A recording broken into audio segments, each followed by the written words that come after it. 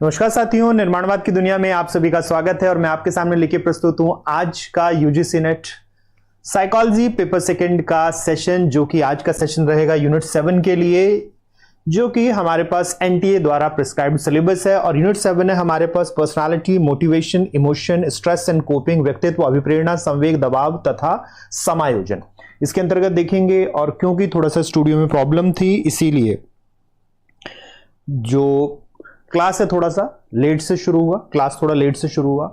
और कल जो है, कल मॉर्निंग का क्लास भी थोड़ा डिस्टर्ब रहेगा क्योंकि थोड़ा सा स्टूडियो में दिक्कत आ रही है। तो जितने साथी कल देने वाले हैं कल का, तो कल थोड़ा सा लेट क्लास होगा या कल ऐप का क्लास नहीं होगा, है ना, ये ध्यान रखिएगा। बाकी शाम तक स्टूडियो ठीक करवाने की कोशिश करूंगा मैं। अभी मैं दूसरे स्टूडियो से कर रहा हूँ, किसी दूसरे के स्टूडियो से कर रहा हूँ। ठीक है, तो चलिए शुरू करते हैं और देखते हैं आज के क्वेश्चंस को। तो पहले सिलेबस देखें, सिलेबस क्या प्रिस्क्राइब्ड है हमारे पास। तो अगर हम यूनिट 7 को देखते हैं तो यूनिट 7 में हमें जो सिलेबस प्रिस्क्राइब्ड है वो हमें देखने को मिलता है। डिटरमिनेंट्स ऑफ पर्सनालिटी, व्यक्तित्व के निर्धारक तत्व हैं। Approaches to the study of personality, व्यक्तित्व के अध्ययन के उपागम है। तो जब हम डिटरमिनेंट्स की बात करते हैं तो इसके अंतर्गत हमें क्या क्या देखने को मिलता है। तो इसके अंतर्गत हमें biological and socio cultural determinants देखने को मिलते हैं। जैविक और सामाजिक सांस्कृतिक डिटरमिनेंट्स हमें देखने को मिलते हैं इसके अंतर्गत। ठीक है, फिर अगर हम इसमें बात करेंगे तो हमें क्या चीज देखने को मिलती है। फिर हमें देखने को मिलता है approaches to the study of personality, व्यक्तित्व के अध्ययन के उपागम, जिसके अंतर्गत हमें अलग अलग जो पैराडाइम्स हैं, अलग अलग जो हमें देखने को मिलते हैं विचारधाराएं, वो इसमें देखने को मिलती हैं। इसमें साइकोएनालिटिकल है, नियो फ्राइडियन है, मनोविश्लेषणात्मक, नवफ्रायडवादी, सोशल लर्निंग, क्रेटन टाइप, सामाजिक शिक्षा, विशेषक तथा प्रकार, कॉग्निटिव ह्यूमनिस्टिक, संज्ञानात्मक मानवतावादी, एग्जिस्टेंशियल ट्रांसपर्सनल साइकोलॉजी, अस्तित्व परक और परावैयक्तिक मनोविज्ञान इसके अंतर्गत हमें देखने को मिलता है। फिर अगर हम बात करते हैं तो अदर थ्योरीज, अंश सिद्धांत में हमें रॉटर्स लोकस ऑफ कंट्रोल देखने को मिलता है, लोकस ऑफ कंट्रोल। फिर सेलिगमैन का थ्योरी है, सेलिगमैन का एक्सप्लेनेटरी स्टाइल थ्योरी है। और फिर कोलबर्ग का मॉरल डेवलपमेंट है। तो इसमें सिर्फ कोलबर्ग नहीं, बाकी भी पूछे जाते हैं क्योंकि कोलबर्ग को जोड़ के ही दो थ्योरीज आ जाती हैं। कोलबर्ग बेस्ड थी प्याजे की थ्योरी पे, कोलबर्ग का सिद्धांत प्याजे के सिद्धांत पे आधारित था। और वहीं पे हमारे पास कोलबर्ग की आलोचना करती है गिलिगन। तो प्याजे और गिलिगन का सिद्धांत भी फिर इसमें हमें नैतिक विकास का देखने को मिलता है। प्याजे और गिलिगन का नैतिक विकास का सिद्धांत भी देखने को मिलता है। ठीक है, फिर अगर हम देखें तो फिर हमें बेसिक मोटिवेशनल कॉन्सेप्ट देखने को मिलता है, आधारभूत अभिप्रेरणात्मक संकल्पनाएं देखने को मिलती हैं, इंस्टिंक्ट, नीड, ड्राइव, अरोजल, मूल प्रवृत्तियां, आवश्यकताएं, अंतर्निहित उत्तेजना और इंसेंटिव मोटिवेशनल साइकिल, प्रलोभन और अभिप्रेरण चक्र हमें देखने को मिलते हैं। तो चाहे हम सेलिगमैन की बात करें, मास्लो की बात करें, या फिर हमें देखने को मिलेगा हिलगार्ड का, या फिर मैक्लीलैंड का, मॉरिस का, जो हम ये सारे के सारे देखते हैं, ये सारे के सारे हमारे पास बेसिक मोटिवेशनल कॉन्सेप्ट्स हैं जिनको हम इसके अंतर्गत देखेंगे। फिर अगर हम बात करते हैं तो approaches to the study of motivation, अभिप्रेरण के अध्ययन के प्रकारों के ऊपर हम बात करते हैं। फिर से हमें यहाँ पे उपागम देखने को मिलते हैं जो हम मोटिवेशन के लिए देखेंगे, अभिप्रेरणा के लिए देखेंगे। साइकोएनालिटिकल, मनोविश्लेषणात्मक, इथोलॉजिकल, जीव पारिस्थितिकीय है, एसआर कॉग्निटिव, एसआर संज्ञानात्मक, टॉलमैन का हमें जो देखने को मिलता है, और ह्यूमनिस्टिक, मानवतावादी, जो कि हम रॉजर्स के या फिर अभी के मौजूदा में देखते हैं। फिर हमारे पास एक्सप्लोरेटरी बिहेवियर, गवेषणात्मक व्यवहार, जो कि हमें देखने को मिलता है नई नई खोज करने के लिए, क्रिएटिविटी के लिए। तो उसको हम एक पर्सनालिटी ट्रेट के रूप में, एक मोटिवेशन ट्रेट के रूप में, व्यक्तित्व के हम लक्षण के रूप में या फिर अभिप्रेरणा के लक्षण के रूप में इसको देखते हैं। फिर जुकरमैन सेंसेशन सीकिंग, जुकरमैन का वर्णित संवेदना, अचीवमेंट, एफिलिएशन, पावर, उपलब्धि, और जो हमें देखने को मिलती है एफिलिएशन और शक्ति, जो हमें मैक्लीलैंड के बेसिस देखने को मिलते हैं मोटिवेशन के। मैक्लीलैंड के ये आधारभूत हैं अभिप्रेरणा के। फिर मोटिवेशनल कंपिटेंस, अभिप्रेरणात्मक अभिक्षमता, जो हमें एक कंपिटेंसी देखने को मिलती है जो लगातार नित नया करने के लिए प्रेरित करती है। उस कंपिटेंस की बात की जा रही है, जो कि हम एंटरप्रेन्योर्स में देखेंगे, जो हमें नए नए कामों को खोलते हैं ना, तो उसमें एक हमें मोटिवेशनल कंपिटेंस देखने को मिलता है कि वो नए काम को खोल भी पाते हैं और चला भी पाते हैं। फिर अगर हम नेक्स्ट देखें इसमें तो सेल्फ रेगुलेशन, स्वनियंत्रण, फिर फ्लो थ्योरी, सेग्समाहेल की हमारे पास फ्लो थ्योरी, इमोशन, संवेग और थ्योरीज ऑफ इमोशन हमें देखने को मिलता है। अगर मैं सिलेबस के हिसाब से कहूं ना तो सिलेबस में सबसे लंबा सिलेबस इसी टॉपिक का है और लगभग एक वेटेज भी थोड़ी ज्यादा हमें इसकी देखने को मिलती है। अमूमन इसमें 10 के क्वेश्चन के आसपास, 10 से 15 क्वेश्चन के आसपास हमें देखने को मिलते हैं। फिर हमें इसमें देखने को मिलता है इमोशनल रेगुलेशन, संवेग नियमन या इमोशनल इंटेलिजेंस, इसी को हम कहते हैं, हम इसी को संवेगात्मक बुद्धि के रूप में देखते हैं। कॉन्फ्लिक्ट्स, सोर्सेस एंड टाइप्स, संघर्ष के स्रोत और प्रकार। स्ट्रेस एंड कोपिंग, तनाव तथा तनाव का सामना, जिसमें हम कंसेप्ट और मॉडल देखेंगे। और एबीसीडी बिहेवियर देखेंगे, जो कि हमें देखने को मिलता है रोजनमैन और फ्रायडमैन का, जो हमें रोजनमैन और फ्रायडमैन का देखने को मिलता है एबीसीडी बिहेवियर। फिर हम देखेंगे स्ट्रेस मैनेजमेंट स्ट्रेटेजीज है इसमें, biofeedback, music therapy, breathing, progressive muscular relaxation, guided imagery, meditation और स्ट्रेस इनोकुलेशन ट्रेनिंग। बायोफीडबैक, संगीत चिकित्सा, प्राणायाम, प्रगामी पेशीय विश्रांति, निर्देशित ब्रह्म विधान, सचेता मनन, योगासन, तनाव निवारक प्रशिक्षण। तो ये हमें देखने को मिलता है, ये हमें देखने को मिलता है। ठीक है, तो चलिए देखते हैं फिर हम आज के क्वेश्चंस को देखते हैं। तो पहला क्वेश्चन है, a woman who learns that she has been deprived of a higher job in a company may storm into her boss office and have temper tantrum, it exemplifies. किसी महिला को पता चलता है कि कंपनी में उच्च पद पर प्रोन्नति से वंचित किया गया, वह शीघ्र ही अपने बॉस के कार्यालय में जाती है और क्रोध प्रदर्शित करती है। यह निम्नलिखित में से किसका उदाहरण है? यह हमें किस चीज का उदाहरण देखने को मिलेगा? ये किस चीज का उदाहरण देखने को मिलेगा?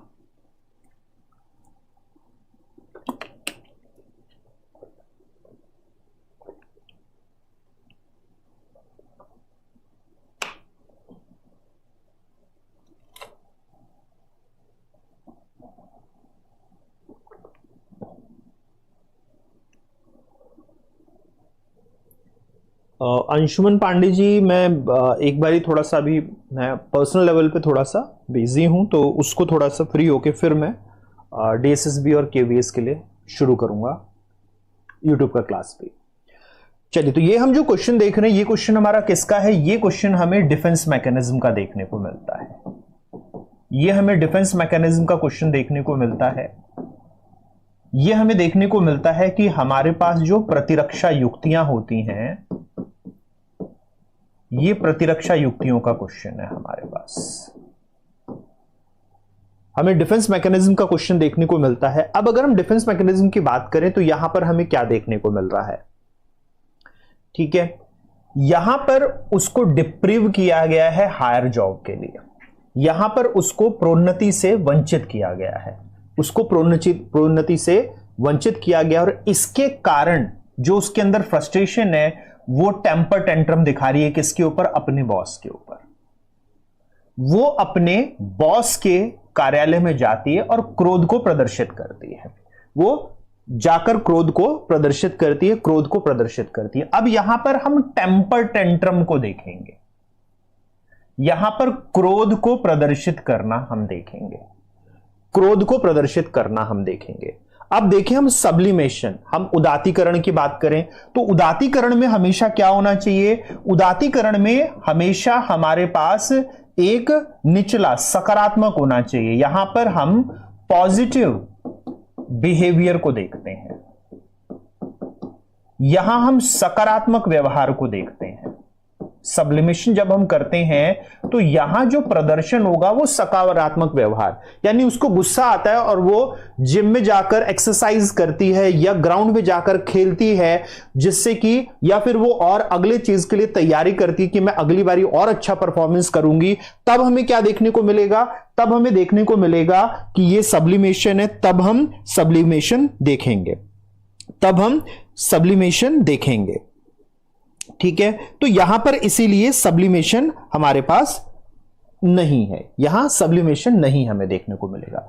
अब जब हम यौक्तिकरण की बात करते हैं तो यौक्तिकरण हमें कब देखने को मिलता है? यौक्तिकरण तब हमें देखने को मिलता है जब इसका कोई रैशनल एक्सप्लेनेशन दे दिया जाए, कोई रैशनल एक्सप्लेनेशन दे दिया जाए। जब भी हमें देखने को मिलेगा कि कोई हमारे पास तार्किक व्याख्या कर दी जाए, तार्किक व्याख्या कर दी जाए, तो हम इसे कहते हैं कि यह हमारे पास यौक्तिकरण है, यह हमारे पास रैशनलाइजेशन है। यहां पे हमें कोई ऐसी तर्कसंगत व्याख्या भी नहीं देखने को मिलती, कोई तर्कसंगत यहां पर व्याख्या हमें देखने को नहीं मिल रही। तार्किक या तर्कसंगत भी कई जगह आपको देखने को मिलेगा, तर्कसंगत, तर्कसंगत व्याख्या अगर कर दी जाएगी। वहीं पर जब हम रिएक्शन फॉर्मेशन को देखते हैं तो रिएक्शन फॉर्मेशन में जैसा कि हमने मुन्ना भाई एमबीबीएस में डॉक्टर अस्थाना जो कैरेक्टर था उसको देखा था, जब उसको गुस्सा आता था तो वो उसके ऊपर जानबूझकर हंसता था, वो उसके ऊपर हंसता था, उसको गुस्सा आता था और वो हंसता था। तो यहां पर हमें प्रतिक्रिया निर्माण में क्या देखने को मिलता है, जो हमें देखने को मिल रहा है इमोशन, या हमें जो देखने को मिल रहा है हमारा, तो जो हमें इमोशन देखने को मिलेगा उससे अपोजिट बिहेवियर अगर होता है तो ये हमें रिएक्शन फॉर्मेशन देखने को मिलता है। जो हमारा संवेग है उससे ठीक हम विपरीत या अलग व्यवहार करने लगते हैं, जिससे कि हम इस इमोशन पे कंट्रोल कर सकें, यानी गुस्सा आने पर हंसने जैसी प्रवृत्ति। जैसे कि इमोशन है गुस्से का, यहां पर गुस्से का इमोशन है और व्यक्ति यहां पर क्या कर रहा है, हंस रहा है। यहां पर अगर लाफ करता है व्यक्ति, क्योंकि उसको एंगर है, तो इसे हम कहेंगे कि यहां पर हम प्रतिक्रिया रिएक्शन फॉर्मेशन देख रहे हैं। तो यहां पर हमें क्या देखने को मिल रहा है, यहां रिग्रेशन है। अब रिग्रेशन का मतलब हमें क्या देखने को मिलता है, तो रिग्रेशन का मतलब होता है कि showing a behaviour of previous development stages. Regression का मतलब होता है कि पूर्व विकास अवस्थाओं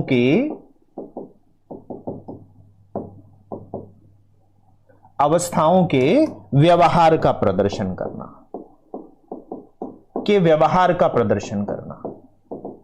यानी जब हम यहां पर रिग्रेशन कर रहे होंगे तो हम अपने इमोशन को किसी प्रीवियस बिहेवियर के, तो ये जो हमें क्रोध प्रदर्शित करने का टेम्पर टेंट्रम है, जिसे हम टेम्पर टेंट्रम कहते हैं, ये किसका है, ये इन्फेंट बिहेवियर है। ये हमें क्या देखने को मिलता है, ये एक शिशु व्यवहार देखने को मिलता है, जहां पे शिशु क्या करता है, टेंट्रम, सामान उठा के फेंकने लगना, जमीन पर हाथ पटकने लगना, अपना जमीन पर लेट जाना, ये जो करता है ये एक शिशु करता है, ये एक छोटा बच्चा करता है। तो यहां पर ये जो एक महिला है वो एक छोटे बच्चे की तरह क्रोध का प्रदर्शन कर रही है, छोटे बच्चे की तरह क्रोध का प्रदर्शन कर रही है। इसीलिए आंसर कौन सा रहेगा, रिग्रेशन, प्रतिशमन या फिर प्रतिगमन। यहां पे आंसर कौन सा रहेगा, प्रतिशमन या फिर प्रतिगमन रहेगा। ठीक है, चलिए नेक्स्ट देखें। The following statement is the characteristic of which stage of moral development according to Kohlberg. Kohlberg के अनुसार निम्न वक्तव्य नैतिक विकास की किस अवस्था को परिलक्षित करता है, किस अवस्था को परिलक्षित करता है? अगर हम इसको देखें तो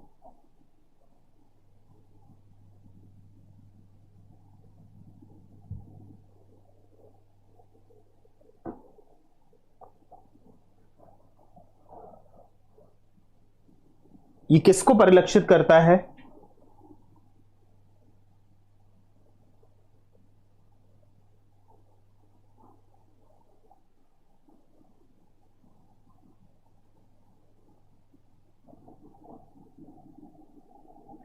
where individuals believe that moral choices are not dependent on the close ties to others and that rules must be enforced in the same manner for everyone and each person should uphold them। जब व्यक्तियों की ऐसी मान्यता होती है कि नैतिक विकल्प अन्य व्यक्तियों के साथ निकट संबंध पर आश्रित नहीं है और यह कि प्रत्येक व्यक्ति के समान रूप से नियमों को प्रवर्तन में लाया जाना चाहिए और प्रत्येक व्यक्ति को इन्हें अक्षुण्ण बनाए रखना चाहिए। यहां पे हम इस चीज को देख रहे हैं कि प्रत्येक व्यक्ति को इसे अक्षुण्ण बनाए रखना चाहिए।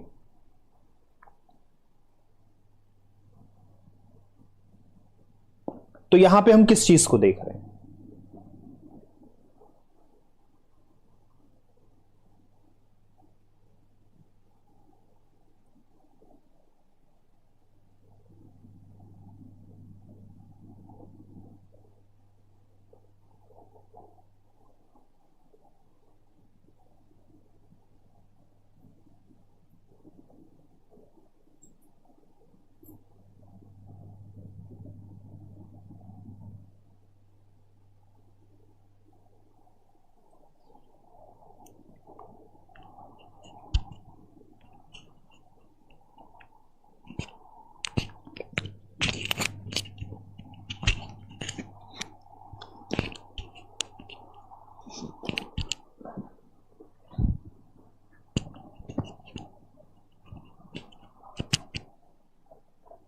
चलिए इसके अंतर्गत देखें हम, तो जब भी हम मॉरल डेवलपमेंट देखें, जब भी हम मॉरल डेवलपमेंट को देखते हैं तो मॉरल डेवलपमेंट में हमें क्या चीज देखने को मिलती है? मॉरल डेवलपमेंट में, नैतिक विकास में जब भी हम कोलबर्ग के हिसाब से बात करेंगे, जब भी हम कोलबर्ग के अनुसार बात करेंगे, तो हमें क्या देखना होगा? हमें यहां पर देखनी होगी मॉरल रीजनिंग।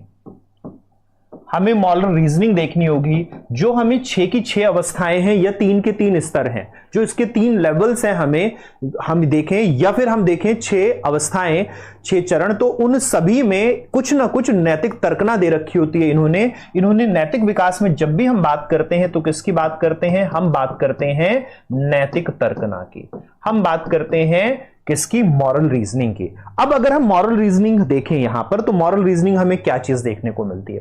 तो पहली अवस्था की मॉरल रीजनिंग सिर्फ और सिर्फ है कि हमें पिटाई से बचना है और हमें क्या करना है। तो जो पहला स्टेज होता है उसमें यही देखने को मिलता है कि पिटाई से बचा जाए और फॉलो किया जाए अथॉरिटी को।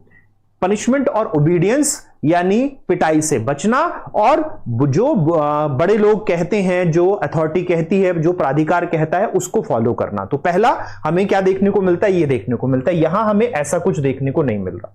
दूसरा अवस्था क्या कहता है? दूसरा अवस्था है कि मेरा कितना फायदा है और मुझे एक्सचेंज में क्या मिल रहा है। दूसरी स्टेज जो कि हम देखते हैं कि हमारे पास इंटर चेंज स्टेज है, यह इंस्ट्रूमेंटल मोरालिटी है, तो उसमें हमें क्या देखने को मिलता है? उपकरणीय जो अवस्था है उसमें व्यक्ति, ये बच्चा ये देखता है कि मुझे कितना फायदा हो रहा है या फिर एक्सचेंज में मुझे क्या मिल रहा है, तो इसके ऊपर बात होती है। तो इसको इसीलिए यहां पर फेयर एक्सचेंज ओरिएंटेशन भी कहा जाता है, इसको स्वस्थ आदान प्रदान का उन्मुखीकरण भी कहा जाता है, इसको स्वस्थ आदान प्रदान का उन्मुखीकरण भी कहा जाता है। ठीक है, अपनी प्रॉब्लम्स जो हैं कभी भी पब्लिक डोमेन पे डिस्कस ना करें। सभी साथियों को ये हमेशा मैं बोलता हूं, कभी भी प्रॉब्लम अपने पब्लिक डोमेन पे डिस्कस नहीं करें। पर्सनल टेलीग्राम अवेलेबल है, टेलीग्राम आप आराम से सर्च कर सकते हैं, टेलीग्राम पे आप एक दूसरे से कर सकते हैं बात। चलिए फिर देखें, फिर यहां पर तीसरी अवस्था आती है। तीसरी अवस्था जैसे यहां पर बोला गया है, are not dependent on close ties to others.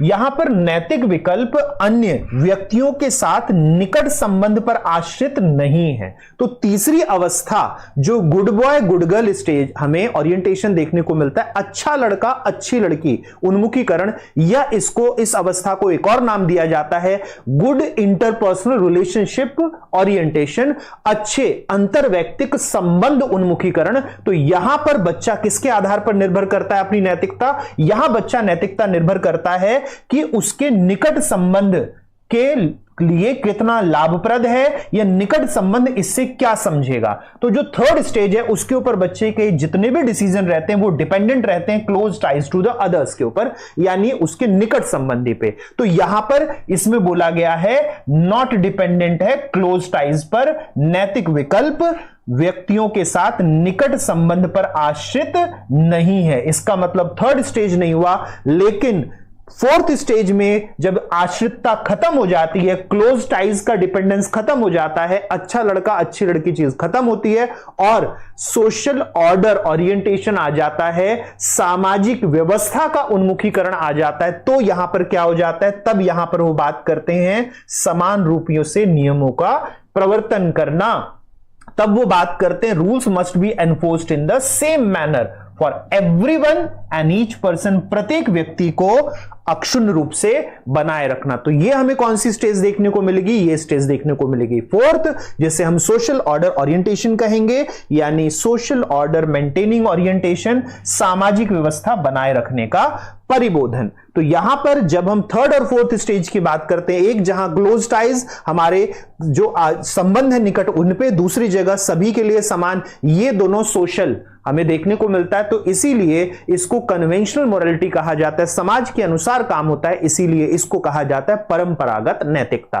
पहली दो अवस्थाएं जहां पर बच्चा केवल अपने बारे में या दंड और पुरस्कार के बारे में सोचता है, वहां पर हम कहते हैं प्री कन्वेंशनल, पूर्व परंपरागत। और जब समाज को बदलने की अवधारणा आती है तो फिफ्थ और सिक्स्थ स्टेज, थर्ड लेवल, जिसे कहा जाता है पोस्ट कन्वेंशनल, उत्तर परंपरागत अवस्था। तो आंसर यहां पर तीसरा रहेगा, आंसर यहां पर रहेगा तीसरा।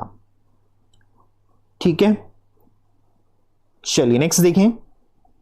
तो बिल्कुल लड्डू क्वेश्चन होते हैं ये वाले। बस आपको पहचान करनी होती है कि हमारे पास कौन सी तर्कना है, रीजनिंग कौन सी। एक बारी रीजनिंग पहचान ली तो हमारे लिए बहुत आसान है स्टेज को पहचानना।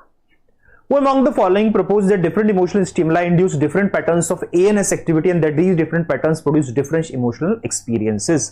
तो किसने निम्न में से प्रस्ताव किया था? तो चार हमें देखने को मिल रहे हैं, James Lange, Cannon Bard, Singer. तो James Lange one factor theory, Cannon Bard two factor theory, Schachter Singer. हमारे पास फिर देखने को मिलता हमारे पास कौन सा कॉग्निटिव लेबल थ्योरी, और प्लूचिक का फिर हमें देखने को मिलता है मल्टीपल 3 लेवल का हमें इमोशन, 3 और 4 लेवल इमोशन हमें इसके अंतर्गत देखने को मिलता है। तो यहां पे कौन सा हमें देखने को मिलता है?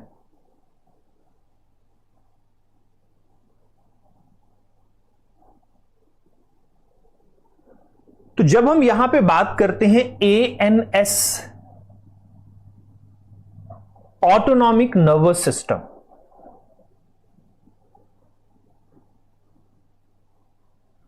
ठीक है, ANS की बात हो रही है, यहां ANS आएगा। ANS यानी यहां पे हमारे पास ऑटोनॉमिक नर्वस सिस्टम,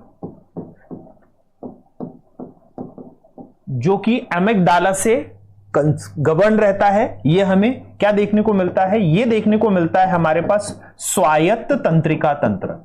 यह हमें स्वायत्त तंत्रिका तंत्र देखने को मिलता है। स्वायत्त तंत्रिका तंत्र जो कि किससे प्रेरित रहता है? जो हमें प्रेरित देखने को मिलता है कि यह हमारे पास एमिग्डाला के द्वारा कंट्रोल रहता है, हाइपोथैलेमस इसके ऊपर काम करेगा। तो ये इसके लिए इन्होंने प्रयोग किया और उस प्रयोग में इन्होंने एड्रेनलिन के जो हमें देखने को मिलता है एपाइनफ्राइन, तो हमारे पास एपाइनफ्राइन के इंजेक्शन या एड्रेनलिन के इंजेक्शन दिए और उसका बेसिस देखा। तो यहां पर हमें वन फैक्टर थ्योरी देखने को मिलती है, किसके द्वारा? जेम्स लांस के द्वारा। जेम्स लांस के द्वारा देखने को मिलती है कि किस तरीके से हमारे पास हमारे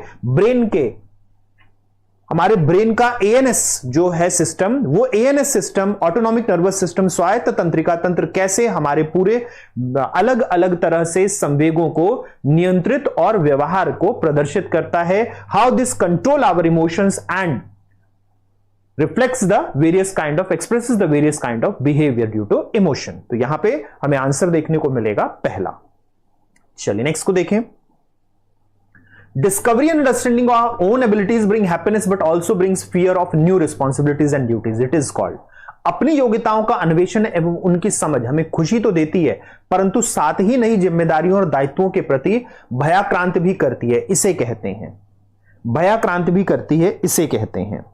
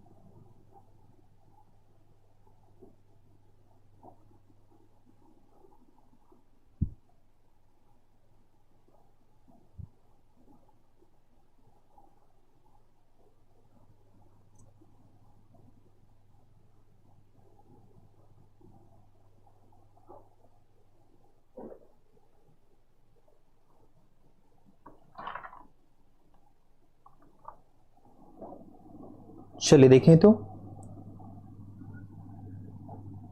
यहां पे अगर हम बात करें तो हमारे पास हम जब discovery and understanding of our own abilities, जब हम अपनी योग्यताओं का अन्वेषण और उनकी समझ देखते हैं तो हमें इसकी खुशी होती है, हमें इसकी खुशी होती है। तो यहां पे हम किस चीज को देख रहे हैं, यहां पे हम शेल्डन की थ्योरी को देख रहे हैं, यहां पे हम शेल्डन की थ्योरी को देख रहे हैं, शेल्डन की थ्योरी को देख रहे हैं। और शेल्डन की थ्योरी किसके ऊपर बेस्ड हमें देखने को मिलती है, यहां पर हमें बेस देखने को मिलती है जो कि हमारे पास हमें बाइबलिक लिटरेचर देखने को मिलता है। तो बाइबलिक लिटरेचर में जोना की बात की जाती है, जो क्रिएशन करते हैं, जो क्रिएशन करते हैं अलग अलग तरह के लाइफ का, जो वो क्रिएशन करते हैं अलग अलग लाइफ का, और फिर वहां पे उनके साथ में साथ साथ रिस्पॉन्सिबिलिटीज का डर भी होता है कि मैं जितनी लाइफ क्रिएट कर रहा हूं उतना मुझे उसके लिए रिस्पॉन्सिबल भी रहना होगा। तो यहां पर ये दोनों तरह का जो हमें देखने को मिलता है, इसे जोना कॉम्प्लेक्स कहा जाता है, इसीलिए इसको जोना कॉम्प्लेक्स कहा जाता है। ये नाम किसके द्वारा दिया गया, शेल्डन के द्वारा दिया गया, शेल्डन के द्वारा दिया गया।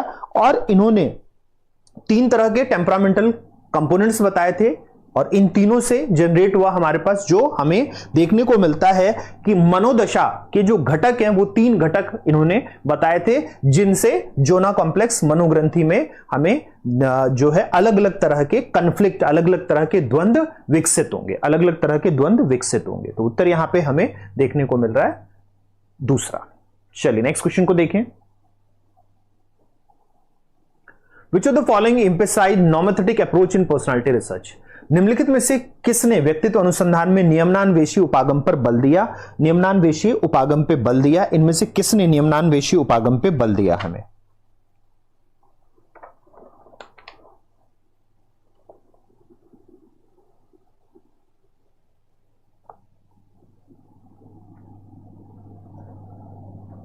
जब हम पर्सनालिटी रिसर्च की बात करते हैं, जब भी हम व्यक्तित्व अनुसंधान की बात करेंगे, तो 2 हमारे पास अप्रोचेस हमें देखने को मिलती हैं।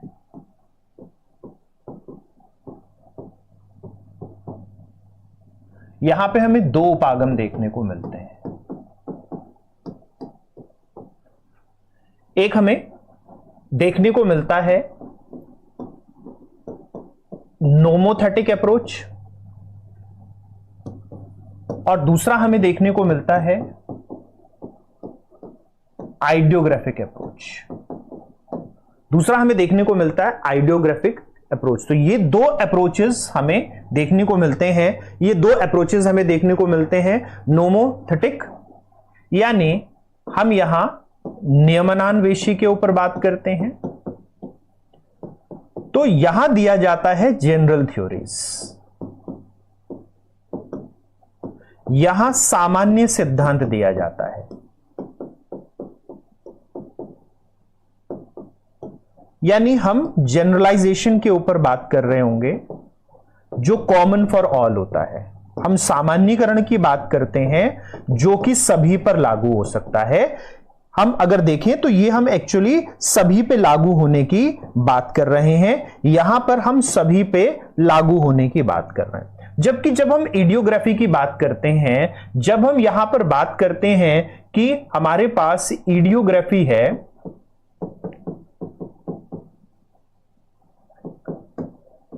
तो इडियोग्राफिक का मतलब है कि यहां हमारे पास इंडिविजुअलाइजेशन किया जाएगा, यानी ये इंडिविजुअल डिफरेंसेस पे फोकस करेगा। ये वैयक्तिक भिन्नताओं पर आधारित होता है। यह हमें वैयक्तिक भिन्नताओं पर आधारित देखने को मिलेगा, यह हमें वैयक्तिक भिन्नताओं के ऊपर आधारित देखने को मिलेगा। यानी यह बात करेगा ट्रेड्स एंड टाइप्स की। यह किसकी बात करेगा? यह बात करेगा शील गुण या लक्षण कह लेते हैं इसको, शील गुणों और प्रकारों की। तो यहां पे हमें शील गुण और प्रकार दिख रहे होंगे जब हम इंडिविजुअल डिफरेंसेस के ऊपर बात कर रहे होंगे। तो अब अगर हम यहां पर देखें तो हमें किसका अप्रोच देखने को मिलता है जो कि हमारे पास नोमोथेटिक होगी। अगर हम देखें तो इसमें जो हमें नोमोथेटिक देखने को मिलती है, जब हम बात करते हैं कि हमें जनरलाइजेशन देखने को मिलेगा, तो वो हमें कौन देते हैं? वो इसमें से देते हैं आइजेंक। हमें यहां पर आइजेंक देते हैं किसके ऊपर? हमें नियमनान्वेषी देते हैं। यहां हमें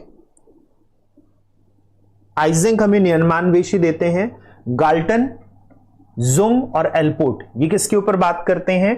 तो आइजेंक का हमें कैसा थ्योरी देखने को मिलता है? आइजेंक का हमें कॉन्टिन्यूम थ्योरी देखने को मिलता है।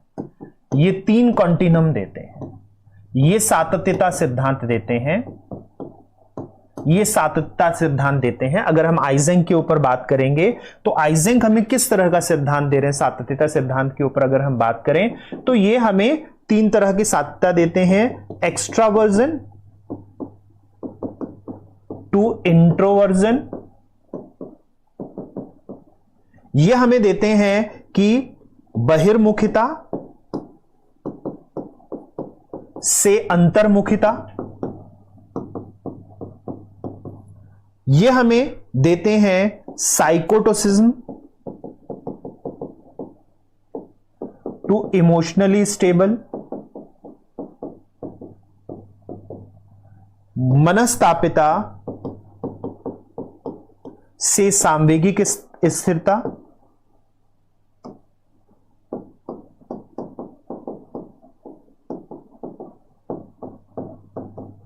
और फिर तीसरा हमें देते हैं न्यूरोटिसिज्म टू सोशल। ये देते हैं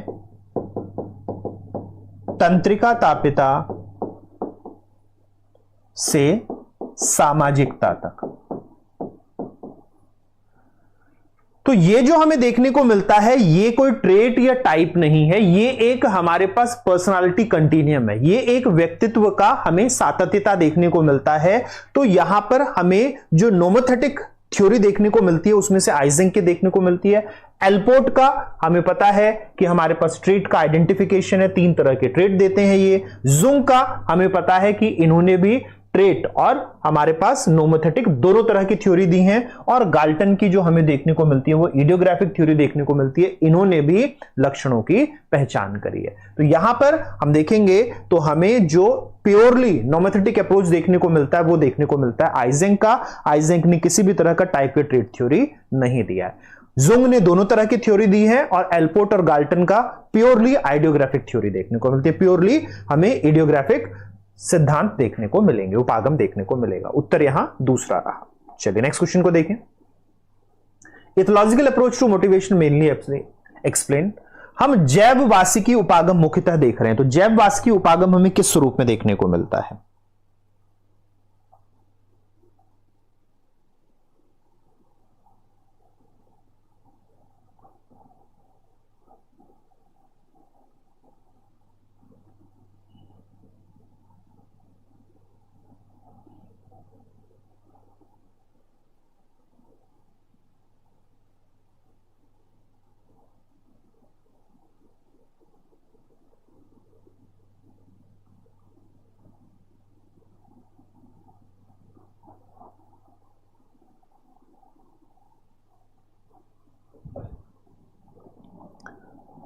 अभी मैं अपने स्टूडियो से क्लास नहीं ले रहा तो इसलिए मेरे पास कमेंट्स नहीं आ रहे, बीच बीच में मैं उसमें देखूंगा कमेंट्स जो देखूंगा। तो बिल्कुल लेट आज, तो कल तो मैं क्लास नहीं ले पाया, नेट का प्रॉब्लम था, आज भी प्रॉब्लम था, तो आज मैं दूसरे स्टूडियो में आके क्लास ले रहा हूँ, ठीक है, इसलिए लेट क्लास हो रहा है। तो मैंने फिर दूसरे से रिक्वेस्ट किया कि सर मैं क्लास लेना है, मेरे को थोड़ा सा प्रॉब्लम है, तो उन्होंने फिर मुझे अलाउ किया और मैं इस स्टूडियो में आ गया और मैं अभी क्लास ले रहा हूं आपकी। क्योंकि एग्ज़ाम थोड़ा लेट होता तो मैं सोचता भी कि चलो 1-2 दिन छोड़ के मैं ले लूँगा क्लास, एग्ज़ाम 30 को ही है, तो इसीलिए इसमें हम देरी नहीं कर सकते ना कि हमें क्लास तो लेना ही है, आज नहीं कल देख लोगे आप। चलिए यहाँ पे अगर हम देखें तो हमें क्या देखने को मिल रहा है, यहाँ पे अगर हम देखें तो हम यहाँ पे इथोलॉजिकल अप्रोच दे रहे हैं, जैव वासिकी को देख रहे हैं, हम जैव वासिकी देख रहे हैं कि जो हमारे पास इथोलॉजिकल डेवलपमेंट है उसके ऊपर। तो क्या इसमें बायोलॉजिकल एस्पेक्ट्स रहते हैं? तो बिल्कुल, बायोलॉजी तो हमारा इथोलॉजी का हिस्सा है। जब हम जैव की वासिकी को देखते हैं कि यहां पर हमारे पास कैसे अपने आवास के साथ समायोजन करते हुए जैव विकास हुआ, कैसे हमें देखने को मिला कि adaptation to the surrounding and gradually the evolution is there, जिसका बेसिस हमें देखने को मिलता है डार्विन की थ्योरी में। डार्विन जब जैव विकास की बात करते हैं तो नेचुरल सिलेक्शन की बात करते हैं, वो प्राकृतिक चयन की बात करते हैं। प्राकृतिक चयन ये बताता है कि कैसे एक जीव जो है वो अपने सराउंडिंग में, अपने परिवेश में अनुकूलित करते हुए विकसित हुआ, अलग अलग जगह अनुकूलन को देखते हुए हम यहां पर विकसित हो रहे हैं। ठीक है, अब अगर यहां पर देखें तो हमें फिर देखने को मिलता है कि क्या इवोल्यूशनरी हिस्ट्री, बिल्कुल अभी हमने जैव विकास की बात करी तो ये इवोल्यूशनरी हिस्ट्री है जो कि हमें देखने को मिलता है। Causation of behaviour in terms of stimulus, hormone and neurobiological events, बिल्कुल जब हम देखेंगे इथोलॉजी में बायोलॉजी बहुत इंपॉर्टेंट पार्ट प्ले करता है, जैसा कि हमें देखने को मिला डार्विन के सिद्धांतों में। तो यहां पर बिल्कुल हमें देखने को मिलता है कि यहां पर हमारे पास हमें उद्दीपक, हार्मोनल, तंत्रिका, जैव की घटनाएं भी रहेंगी। प्रॉक्सिमल डिटर्मिनेंट्स ऑफ बिहेवियर नहीं, जो हमारे अभी के तात्कालिक जो प्रॉक्सिमल हमें डिटर्मिनेंट्स देखने को मिलते हैं, तात्कालिक जो लक्षण देखने को मिलते हैं, तात्कालिक जो कारक देखने को मिलते हैं, वो इथोलॉजिकल अप्रोच का हिस्सा नहीं रहता। वो जो सन्निकट निर्धारक हैं, तात्कालिक निर्धारक हैं, वो हमारे लिए नहीं रहेंगे। Determinants which are recent, they are not the part of, यानी सोशियो कल्चरल बिहेवियर हम देख रहे हैं लेकिन अभी का इमीडिएट हम डिटर्मिनेंट्स को नहीं देखते, तात्कालिक निर्धारकों को हम नहीं देखते। आंसर इसीलिए हमें ए, बी और सी देखने को मिलेगा, ए, बी और सी देखने को मिलेगा। चलिए नेक्स्ट क्वेश्चन को देखें। Which of the following characteristics are applicable to emotions that are considered to occur as a result of interaction among subjective and environmental factors and neural processes? निम्नलिखित में से कौन सी विशेषताएं आत्मनिष्ठ और पर्यावरणीय कारकों तथा तंत्रिकीय और हार्मोनल प्रक्रियाओं के फलस्वरूप उत्पन्न संवेगों में प्रयुक्त होती हैं?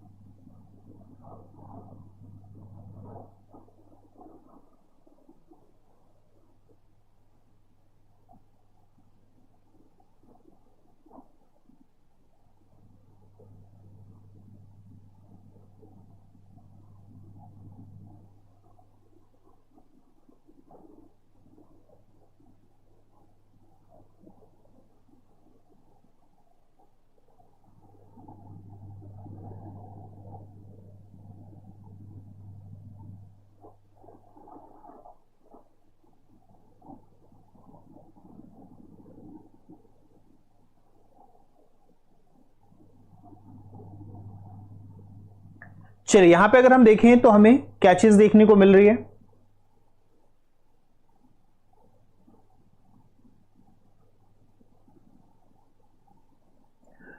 यहां पर हमसे बात की गई है subjective and environmental factors and neural processes.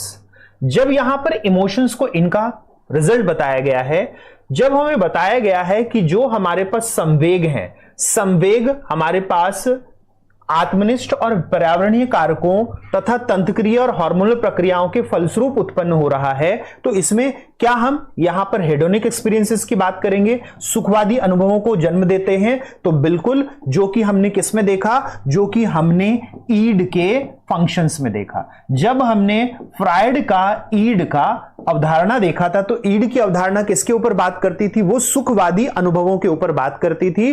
वो अब किसके ऊपर बात करती है? वो हीडोनिक एक्सपीरियंसेस के ऊपर बात करती है। दूसरा, जनरेट कॉग्निटिव एक्सप्लेनेशन, ये संज्ञानात्मक स्पष्टीकरण को उत्पन्न करने के लिए हमें देखने को मिलती है। तो बिल्कुल इमोशंस जो कॉग्निटिव एक्सप्लेनेशन दे रहे हैं वो हमें क्या देखने को मिलता है? वो हमारे पास देखने को मिलता है कि जब हम यहां पर जो अपने ईड बिहेवियर देखते हैं और ईड बिहेवियर के ऊपर हम ईगो के कंट्रोल को देखते हैं, जब हम यहां पर देखते हैं कि हमारा ईगो कंट्रोल करता है ईड बिहेवियर को, जो ईगो हमारा कंट्रोल देखने को मिल रहा है, जो हमें अहम नियंत्रण देखने को मिल रहा है, वो किस चीज के ऊपर बात करता है?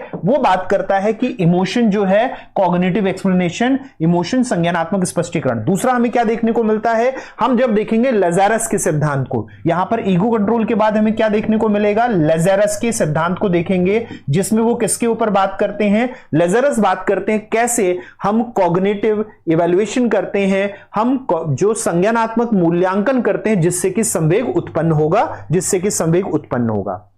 फिर यहां पर emotional trigger, internal neural biological changes, संवेग अनेक प्रकार के आंतरिक तंत्रिका जैविकीय परिवर्तनों को उत्पन्न करते हैं। तो बिल्कुल ये हमें देखने को मिलता है किसमें, जेम्स लांज का जो हमें सिद्धांत देखने को मिला, साथ ही साथ जेम्स लांज ने जो हमारे पास एड्रेनलिन का एक्सपेरिमेंट किया, जो हमें देखने को मिलता है कि उन्होंने जो हमें देखने को मिला नॉनेप्राइनफ्राइन का या एपाइनफ्राइन का जो उन्होंने एक्सपेरिमेंट किया, तो उसमें हमें देखने को मिलता है। तो जेम्स लांज इसके ऊपर बात करते हैं कि कैसे हमारे जो अलग अलग जो इमोशंस हैं वो ट्रिगर करते हैं हमारे फिजिकल रिस्पॉन्सेस को, हमारे शारीरिक जो अनुक्रियाएं होती हैं, शारीरिक प्रतिक्रियाएं होती हैं, उनको हमारे संवेग देखेंगे। इमोशंस ऑलवेज एलिसिट, यहां हमारे पास रिवॉर्डिंग बिहेवियर ऑलवेज गलत दे दिया, यहां पे डिस्ट्रक्टिव भी होता है और हमें देखने को मिलता है पुरस्कारी से ज्यादा डिस्ट्रक्टिव ज्यादा देखने को मिलता है। यहां पर दोनों है, वैसे हमारे लिए पुरस्कारी भी है और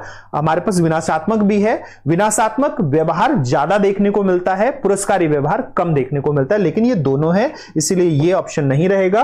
आंसर हो गया हमारे पास एबीसी यानी तीसरा हमें एबीसी देखने को मिलेगा, एबीसी देखने को मिलेगा। ठीक है, चलिए नेक्स्ट देखिए।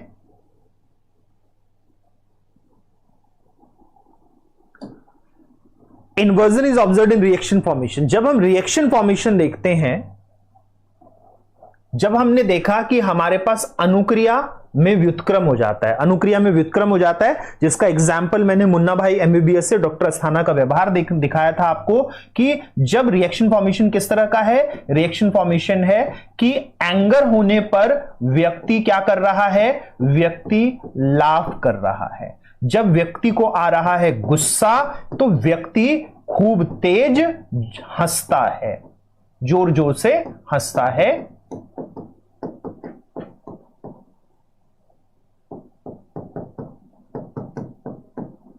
तो इसे हमने देखा था कि ये हमारा क्या है, ये एक रिएक्शन फॉर्मेशन। तो रिएक्शन फॉर्मेशन हमारे पास किस तरह का होगा, क्या रिएक्शन फॉर्मेशन हमारे पास अनकॉन्शियस होता है या कॉन्शियस होता है, क्या रिएक्शन फॉर्मेशन हमारे पास अनकॉन्शियस होता है या कॉन्शियस होता है,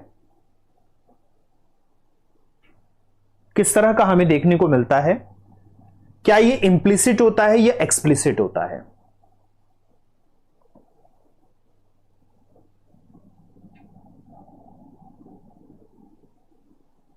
अब अगर हम लाफ देखें तो लाफ हमें किस में देखने को मिलेगा, बिहेवियर में। लाफ हमें कहां देखने को मिलेगा, बिहेवियर में। ये हमें व्यवहार का प्रदर्शन होगा। तो जब हम देखेंगे कि बिहेवियर है तो यानी ये व्यवहार का प्रदर्शन हमें देखने को मिलेगा, ये एक्सप्रेशन ऑफ बिहेवियर हमें देखने को मिलता है। जो एक्सप्रेशन ऑफ बिहेवियर है वो दिख रहा है हंसता हुआ, वो हमें क्या देखने को मिल रहा है, हंसता हुआ। इसीलिए हम यहां पर अगर इंप्लिसिट और एक्सप्लिसिट कहें तो ये एक्सप्लिसिट होगा। ये हमें क्या देखने को मिलेगा, एक्सप्लिसिट देखने को मिलेगा। क्योंकि एक्सप्रेशन है, प्रदर्शन है, बाह्य होता है। ये हमेशा कैसा होगा, ये बाह्य होता है, ये हमें ओवर्ट देखने को मिलता है। हमेशा कैसा देखने को मिलेगा, ओवर्ट देखने को मिलेगा। तो एक्सप्लिसिट बिहेवियर कैसे होते हैं, एक्सप्लिसिट बिहेवियर उन्हें कहा जाता है जो ओवर्ट होते हैं, जो हमें बाह्य व्यवहार देखने को मिलते हैं। जो बाह्य व्यवहार देखने को मिलते हैं उन्हें हम इस स्वरूप में देखेंगे, उन्हें हम इस स्वरूप में देखेंगे।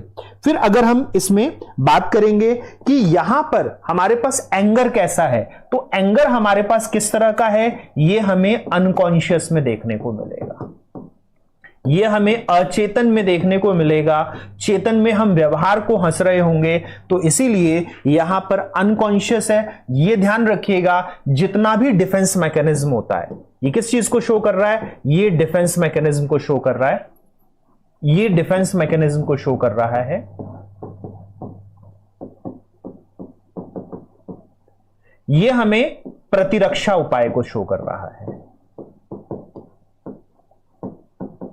और प्रतिरक्षा उपाय हमें कैसा देखने को मिलता है, ये हमेशा हमें कोवर्ट देखने को मिलेगा, ये हमेशा आंतरिक होगा, ये कभी भी बाह्य नहीं होगा। और ये आंतरिक होगा क्योंकि ये अनकॉन्शियस में होता है, ये कभी कॉन्शियस में नहीं होता, ये हमेशा अवचेतन में होता है, ये हमेशा अवचेतन में होगा, ये हमेशा अवचेतन में होगा। आंसर इसीलिए हमें बी और डी यानी तीसरा दिखेगा। प्रतिरक्षा उपाय हमेशा ध्यान रखिएगा, प्रतिरक्षा उपाय हमेशा अनकॉन्शियस है आपका, कॉन्शियस में नहीं मिलेगा, कॉन्शियस में नहीं मिलेगा। ईगो कंट्रोल करता है ईड को और ये हम धीरे धीरे अनकॉन्शियसली करने लगते हैं, कॉन्शियसली यहां पर ओवर्ट होगा। चलिए नेक्स्ट देखें, arrange the 5 elements of flow in the correct sequence. हमें सिज़िक-मिहाइल का देखने को मिलता है, तो हम सिज़िक-मिहाइल का देखते हैं फ्लो।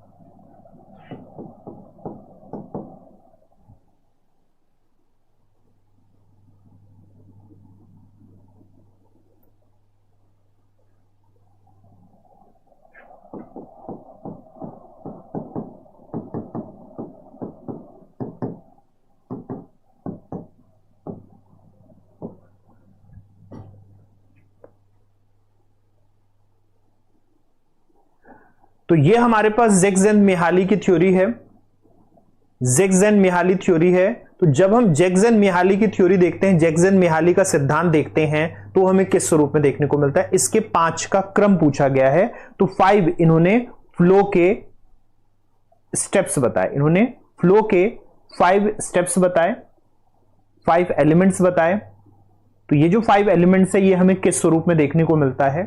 तो पहला हमारे पास आता है क्लैरिटी ऑफ गोल, पहला हमें देखने को मिलता है क्लैरिटी ऑफ गोल, यानी हमारा फ्लो तभी स्टार्ट होगा, हमारा जो किसी भी चीज के लिए प्रवाह कब स्टार्ट होता है, किसी भी चीज के लिए प्रवाह स्टार्ट होता है जब हमें लक्ष्य पता हो।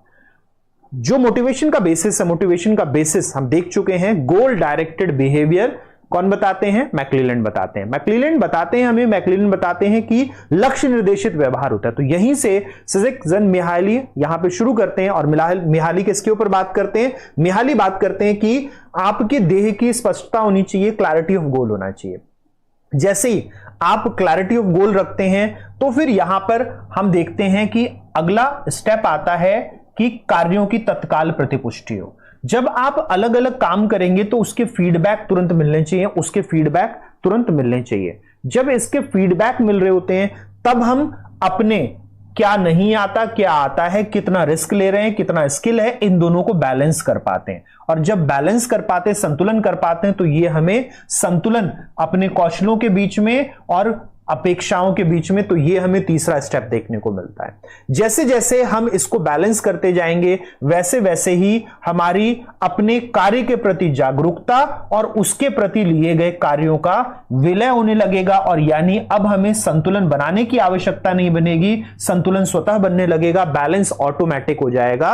और लास्टली इसके बाद हम अलग अलग डिस्ट्रैक्शन को बाहर करते हैं अपनी चेतना से और केवल अपने लक्ष्य के ऊपर केंद्रित होकर सफलता को प्राप्त करते हैं। तो ये हमें 5 स्टेप देखने को मिलते हैं और आंसर हमें देखने को मिलता है A B C D E. Answer हमें देखने को मिलता है ए बी सी डी ई। चलिए नेक्स्ट देखिए,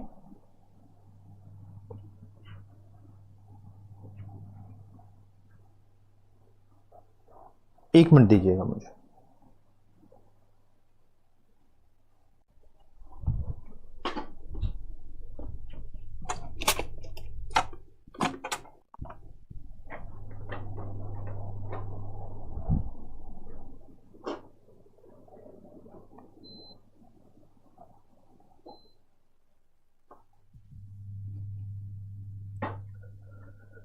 चलिए नेक्स्ट देखिए,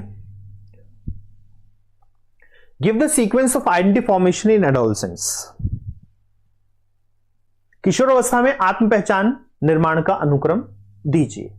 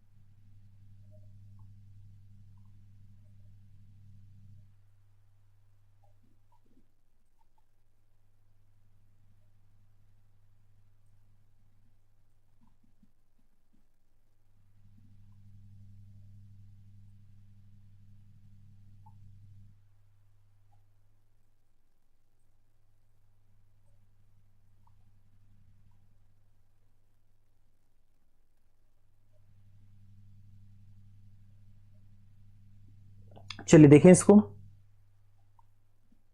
तो यहां पे अगर हम बात करें तो हमें क्या चीज देखने को मिल रहा है, यहां पर हमसे आइडेंटिटी फॉर्मेशन पूछी गई है, यहां पे हमसे आत्म पहचान की बात की गई है। तो यहां पर हम मार्शियाज की थ्योरी देख रहे हैं, हम यहां पर मार्शिया की थ्योरी देख रहे हैं। मार्शिया की जो हमें एडोलसेंट डेवलपमेंट थ्योरी देखने को मिलती है, जहां पे हम बात करते हैं आइडेंटिटी फॉर्मेशन की, आइडेंटिटी डेवलपमेंट जो हम थ्योरी देखते हैं, आत्म के पहचान के विकास होने के हम अवस्था देखते हैं। अब इसके अंतर्गत हम बात करें तो हमें क्या देखने को मिलता है, यहां पर सबसे पहले जो हमें देखने को मिलेगा वो देखने को मिलेगा कि हम अलग अलग तरह के अपने ट्रेड्स की आइडेंटिफिकेशन करने की कोशिश करेंगे। अपने लक्षणों के अलग अलग, जो किशोर है वो सबसे पहले अलग अलग तरह के ट्रेड्स को आइडेंटिफाई करने की कोशिश करता है, अलग अलग शील गुणों को पहचानने की कोशिश करता है। और इसे क्या कहा जाता है, इसे कहा जाता है डिफरेंशिएशन।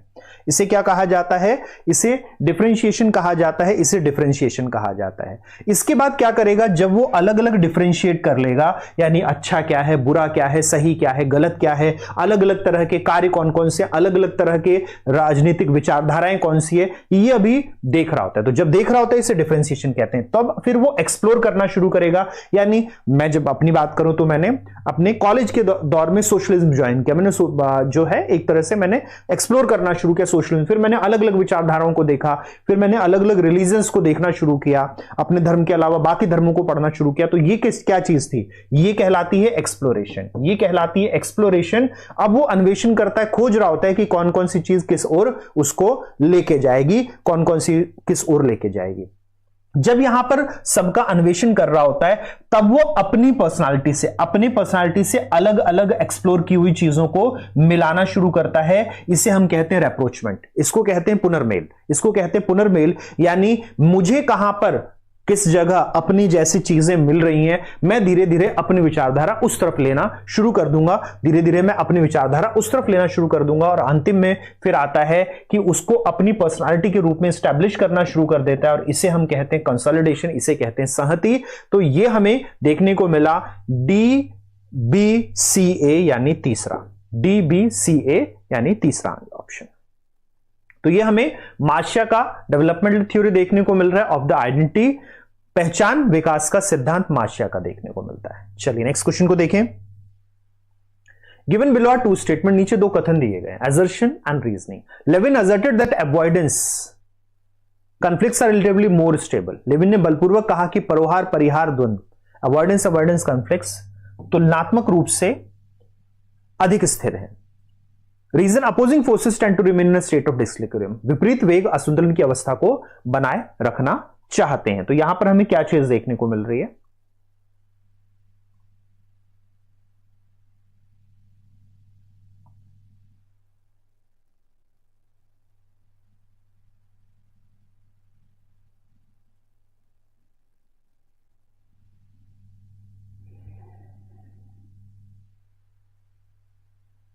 तो बिल्कुल इसके अंतर्गत देखें तो हमें क्या चीज देखने को मिलती है, यहां पर हमें देखने को मिलता है लेविन ने असर्ट किया, लेविन ने किस चीज को बताया, तो लेविन ने यहां पर बताया कि जो हमारे पास अवॉइडेंस कॉन्फ्लिक्ट है, जो अवॉइडेंस कॉन्फ्लिक्ट है, यहां पर जो हमें परिहार द्वंद्व देखने को मिल रहा है, ये स्टेबल होता है। तो ये बिल्कुल कथन ठीक है। लेविन ने इसके ऊपर चर्चा करी और लेविन ने इसको ठीक बताया था कि जो अवॉइडेंस है, दोनों चीजों से बचना है, एक तरफ कुआं दूसरी तरफ खाई है, तो ये सबसे स्टेबल, ये सबसे स्थिर हमारे पास द्वंद्व देखने को मिलता है। बाकी द्वंद्वों की तुलना में ये सबसे स्थिर द्वंद्व देखने को मिलता है, ये सबसे स्थिर द्वंद्व देखने को मिलता है।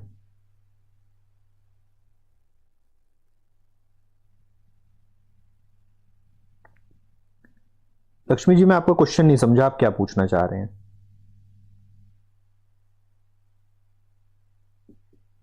आपने सब कुछ शॉर्टकट में लिखा है, इतना शॉर्टकट मुझे समझ में नहीं आता, मैं जेन जी का नहीं हूं। चलिए यहां पे अगर हम बात करें, सेकंड बात की जा रही है opposing forces tend to state of disequilibrium, तो लेविन से ठीक उल्टी स्टेटमेंट देखने को मिली, विपरीत वेग असंतुलन की अवस्था में।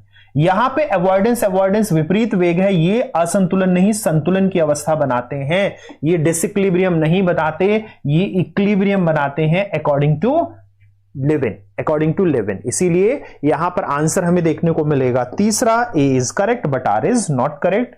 ए सही है लेकिन आर सही नहीं है।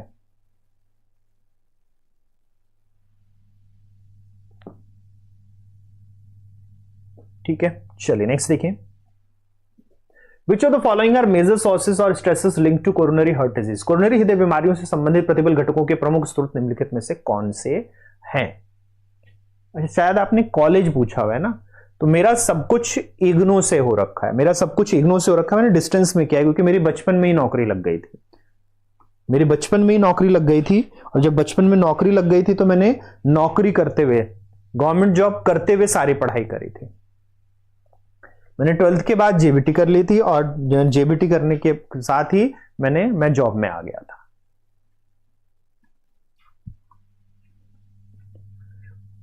तो मेरा जो पहला जॉब था वो एसएससी से लगा था। उस समय जो उसमें टीचर की जॉब होती थी वो एसएससी एग्जाम लेता था। उस समय स्टेट वाइज अलग अलग नहीं होता था, सब एसएससी लेता था। फिर धीरे धीरे स्टेट वाइज होने लगे।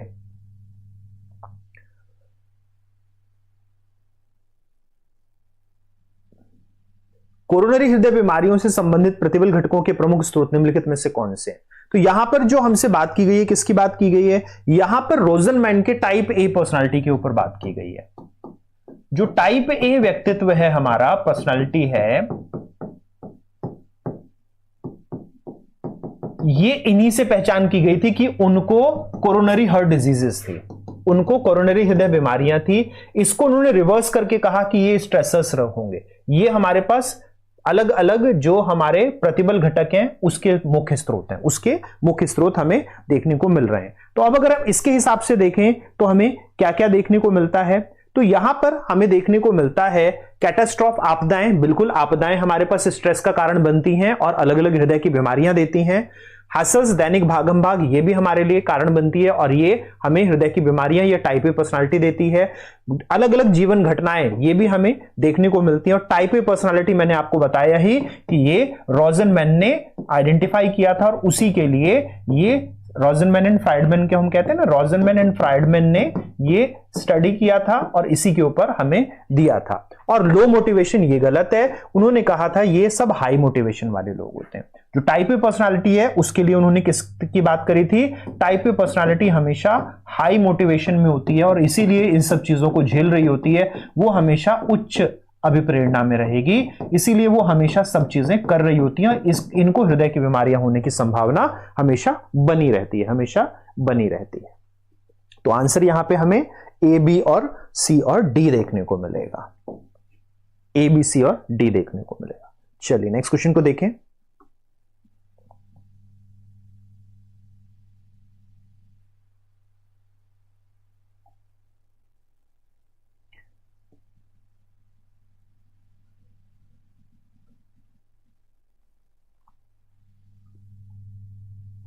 नीचे दी गई सूची में से स्वास्थ्य संवर्धन करने वाले जीवन शैली के कारकों को चुनिए।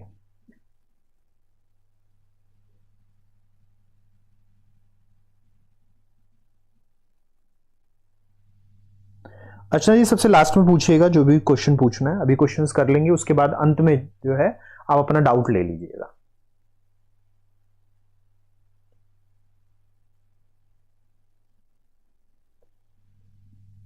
हेल्थ प्रोमोटिंग लाइफस्टाइल फैक्टर्स को अगर हम देखें तो हमें कौन से देखने को मिलते हैं? जब हम यहां पे हेल्थ प्रोमोटिंग लाइफस्टाइल फैक्टर्स देखें तो हमें कौन कौन सा देखने को मिलेगा?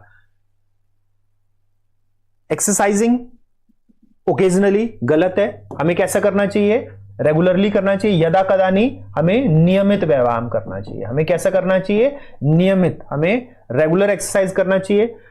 Engaging only in protected and safe sex, ये बिल्कुल ठीक है, हमारे पास प्रोटेक्टेड और सेफ होना चाहिए। जब भी हम यौन संबंध बनाए तो वो संरक्षित और निरापद होने चाहिए जिससे कि हम यौन बीमारियों से बच सकें। मेंटेनिंग वेट, वजन को बना के रखें, ये भी बिल्कुल हमें ठीक देखने को मिल रहा है। हमें वेट को बैलेंस करके रखना होता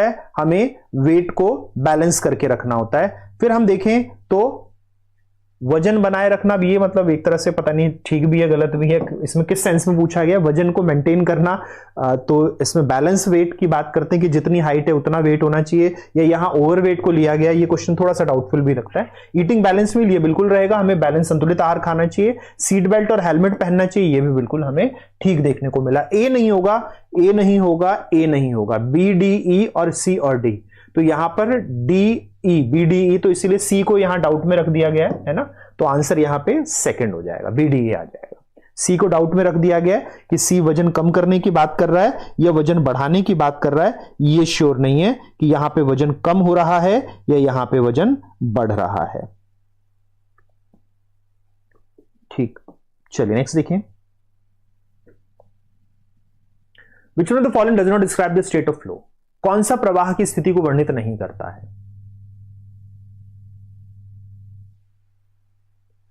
देखो लड्डू, क्वेश्चन है प्रवाह की स्थिति अभी हमने देखी थी, इसमें से कौन सा प्रवाह को वर्णित नहीं करता है, कौन सा प्रवाह को वर्णित नहीं करता है? लॉस ऑफ सेल्फ, आत्म को हम हानि कर देंगे और प्रवाह में बह जाएंगे, ठीक है, तो ये बिल्कुल प्रवाह को वर्णित करता है। यहां पे स्टेट ऑफ फ्लो की बात करेंगे, प्रवाह की स्थिति की बात करेंगे, तो हम नहीं रहते, हम वो बन जाते हैं जिस काम को हम कर रहे होते हैं, तो ये प्रवाह होता है, ये प्रवाह होता है।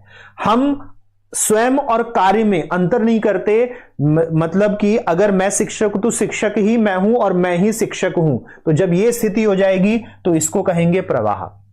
हमें कार्य की और लक्ष्य की स्पष्टता होती है, हमें क्लैरिटी मिल जाती है, गोल की भी और फंक्शन की भी, वर्किंग की भी, तो इसे हम क्या कहते हैं, इसे हम कहते हैं प्रवाह।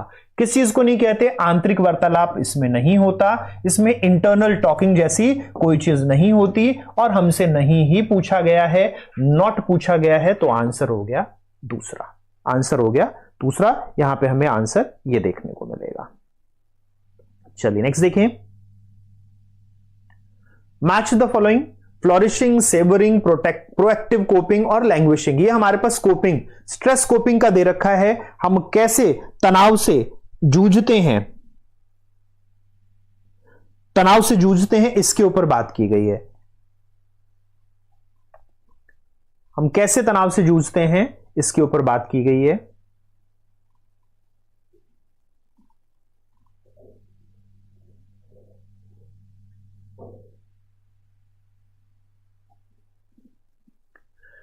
ठीक है, तो सबसे पहले फ्लोरिशिंग की बात की गई है, फलना फूलना। तो फलना फूलना होता है हमारे पास ऑप्टिमल ह्यूमन फंक्शनिंग, इष्टतम मानवीय क्रियाशीलता हो तो इसे हम कहते हैं फलना फूलना।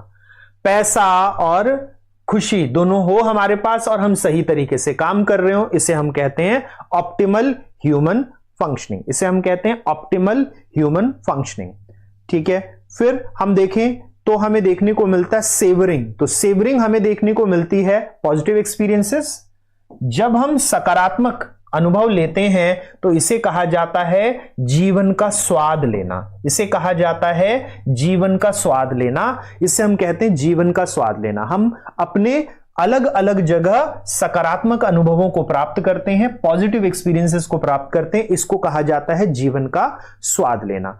पहले से अलग अलग चीजों के लिए तैयार होना कि हमें कोई भी संकट हो हम उसके लिए पहले से तैयार हैं, तो भविष्यदर्शी समाधान युक्ति, इसे कहा जाता है प्रिवेंटिंग, इसे कहा जाता है शुरू में ही रोकना। शुरू में ही रोकना, हम शुरू में ही रोक देंगे यानी हम क्या कर रहे हैं, हम प्रोएक्टिव कोपिंग कर रहे हैं। और लैंग्वेजिंग हमारे पास क्या देखने को मिलेगा, क्षीण होने का मतलब होता है हम अपने जीवन में क्या पाते हैं, मेरा जीवन कोरा कागज कोरा ही रह गया, जो लिखा था आंसुओं के संग बह गया। तो ये हमारे पास है खालीपन की अनुभूति, मेरा जीवन कोरा कागज कोरा ही रह गया, इसे हम कहते हैं लैंग्वेजिंग, रोंदू होना, रोते रहना, इसे कहते हैं लैंग्वेजिंग, रोते रहना, रोते रहना। तो यहां पर फीलिंग एम्प्टीनेस है, खालीपन की अनुभूति होनी है, खालीपन की अनुभूति होनी है। तो यहां पे उत्तर हमें क्या देखने को मिलेगा, A3B1, A3B1 सेकेंड हो गया। चलिए नेक्स्ट देखें।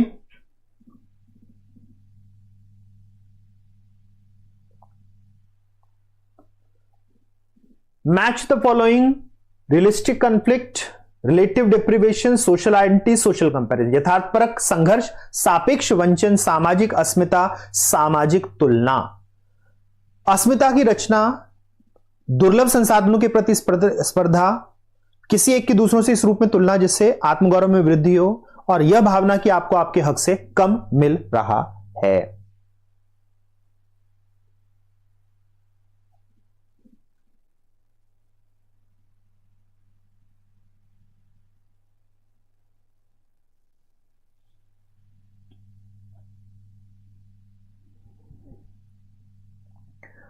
अब यहां पर देखें तो यहां हमारे पास अलग अलग तरह के कॉन्फ्लिक्ट और हमारे संघर्ष और तनाव के कारक हमें देखने को मिल रहे हैं, तनाव के कारक हमें देखने को मिल रहे हैं। इसको हिसाब से देखें तो सबसे पहले रियलिस्टिक कॉन्फ्लिक्ट है, सबसे पहले रियलिस्टिक कॉन्फ्लिक्ट है हमारे पास। तो यहां पर जब हम कहते हैं स्कार्स रिसोर्सेस, जो हमारे लिए संसाधनों की कमी है, अगर हमें संसाधनों की कमी देखने को मिल रहा है, संसाधनों की कमी देखने को मिल रहा है जिसके कारण अंतर समूह तनाव आए, इसे हम रियलिस्टिक कॉन्फ्लिक्ट कहते हैं। स्कार से संसाधनों की कमी है, संसाधनों की कमी है तो आपस में लोग लड़ेंगे उस संसाधन के लिए, उन संसाधन के लिए आपस में लोग लड़ेंगे। विश्व का पूरा इकोनॉमी तेल की लड़ाई पे चलता है, तेल की लड़ाई पे चल रहा है क्योंकि तेल कम है, तेल कम है तो तेल की लड़ाई पूरी दुनिया में चल रही है।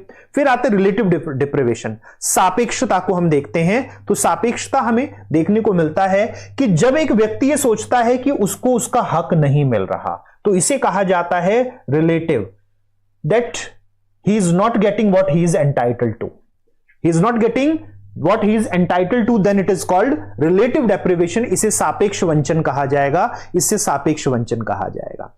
फिर भी यहां पे हम बात करें सोशल आइडेंटिटी की, तो जो हमें सोसाइटी देती है आइडेंटिटी उसे हम सोशल आइडेंटिटी कहते हैं।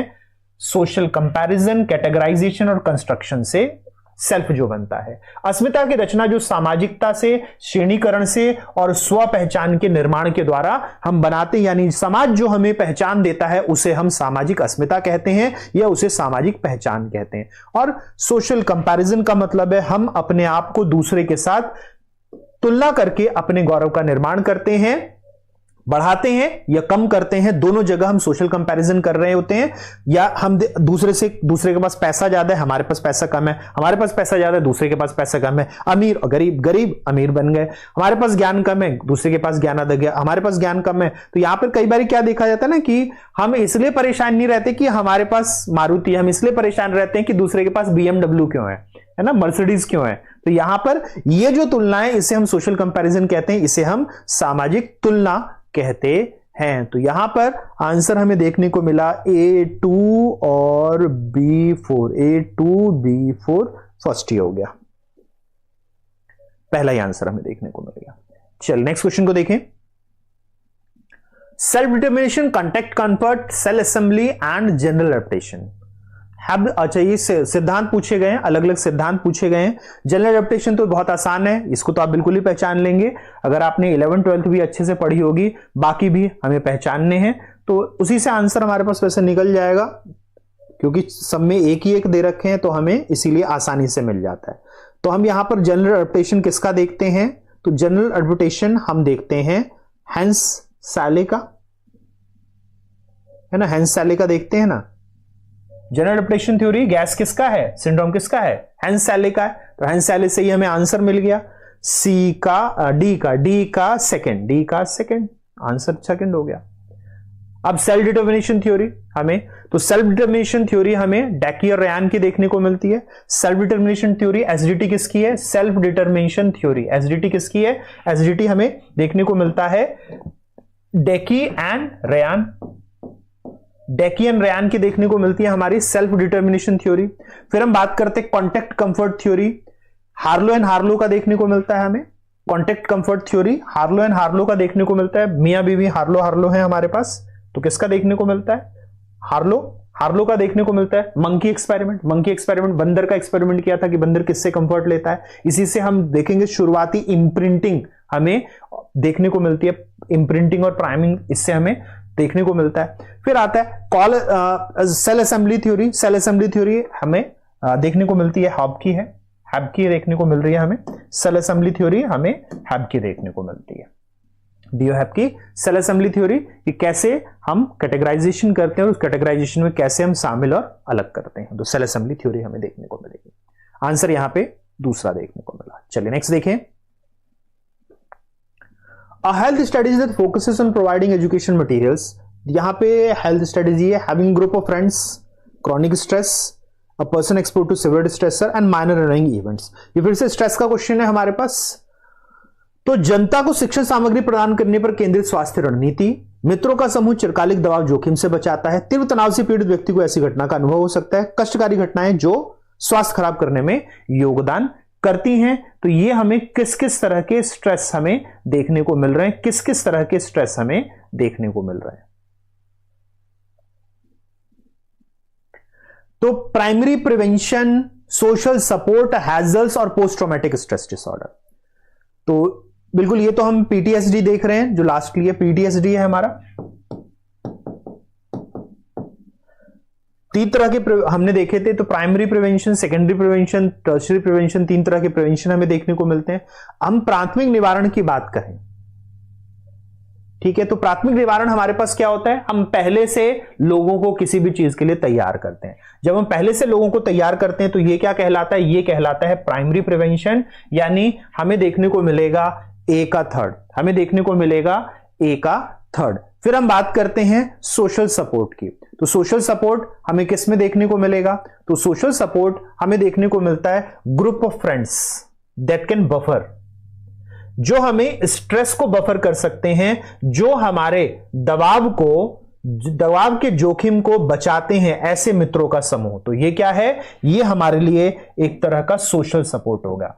पेरेंट्स हो, दोस्त हो, जो हमें दबाव में आने ही नहीं दें, जो हमें दबाव में आने ही नहीं दें, ये हमारे लिए क्या काम करते हैं, ये बफर करते हैं रिस्क को, ये दबाव के जोखिम से बचाते हैं, ये दबाव के जोखिम से बचाते हैं। ठीक है, फिर हमें देखने को मिलता है कि person expose to severe stressor में एक्सपीरियंस दैट इवेंट।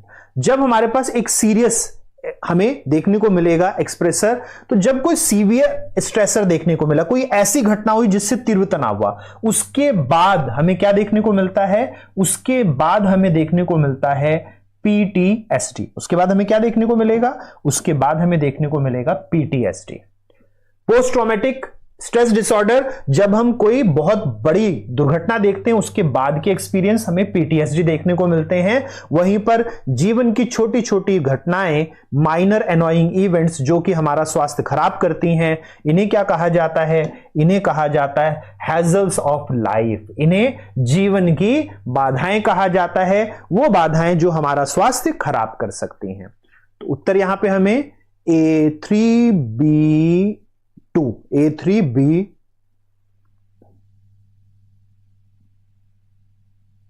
B1 है ना, sorry B1, A3B1 second, A3B1 C4 and D2। ठीक है, आंसर यहां पे सेकंड देखने को मिलेगा। चलिए नेक्स्ट देखें, दो कथन दिए गए हैं। Life course persistent antisocial behaviour occurs during adulthood, जीवनावधि पर्यंत बने रहने वाले असामाजिक व्यवहार प्रौढ़ावस्था के दौरान होते हैं। Adolescence behaviour limited anti social occurs due to maturity gap, किशोरावस्था तक सीमित असामाजिक व्यवहार परिपक्वता अंतराल के कारण होता है। तो यहां पर जो हमें असामाजिक व्यवहार देखने को मिलेगा, एंटी सोशल बिहेवियर देखने को मिलेगा, वो हमें कैसा देखने को मिलेगा। तो यहां पर जब हम life course persistent antisocial behaviour, हम यहां पर देखते हैं जीवन अवधि पर्यंत बने रहने वाले असामाजिक व्यवहार प्रौढ़ावस्था के दौरान होंगे, नहीं, ये कहां शुरू हो जाते हैं, ये हमारे पास एडोलेसेंस में शुरू हो जाते हैं। ये हमें कहां देखने को मिलते हैं, ये हमें किशोरावस्था में देखने को मिलते हैं। अगर हम एंटी सोशल बिहेवियर की बात करते हैं, असामाजिक व्यवहार की बात करते हैं, तो ये किशोरावस्था से शुरू हो जाते हैं अधिकतर लोगों में। वयस्क होने के बाद असामाजिक व्यवहार नहीं दिखेगा, किशोरावस्था से ही असामाजिक व्यवहार देखने लगेगा, इसीलिए यह कथन गलत है। Adolescence behaviour limited anti social due to maturity gap, किशोरावस्था तक सीमित असामाजिक व्यवहार परिपक्वता अंतराल के कारण होता है, यह कथन ठीक है कि कई बारी जो हमारे पास एडोलसेंस बिहेवियर होता है वो इसलिए भी होता है कि वो व्यक्ति अभी लड़कपन में, कई बार इसलिए भी हमें देखने को मिलता है और कई बार क्रिमिनल साइकोलॉजी भी हमें देखने को मिलती है, दोनों तरह से देखने को मिल सकता है। यानी यहां पर देखने को मिल सकता है कि कुछ बच्चे आपस में झगड़ा करते हैं, वो झगड़ा इसलिए करते हैं क्योंकि वो अभी यंग हैं, उन्हें सामाजिकता की अभी पहचान नहीं है। लेकिन कुछ लोग क्राइम भी कर सकते हैं स्कीम करके। तो एक गुस्से का किया गया क्राइम या झगड़ा और एक हमारे पास क्रिमिनल एक्टिविटी करना, इन दोनों में हमें अंतर करना पड़ेगा। तो ये बिल्कुल अंतराल होता है, तो इसीलिए पहला कथन गलत है, दूसरा सही है। आंसर चौथा हो गया। आंसर हमें चौथा देखने को मिलेगा, पहला गलत है, दूसरा सही है। फिर से दो स्टेटमेंट वाला क्वेश्चन है। Stress is experience in relatively ordinary life conditions. प्रतिबल का अनुभव अपेक्षाकृत सामान्य जीवन परिस्थितियों में होता है। किसको सामान्य जीवन परिस्थितियों में मिलेगा हमारे पास?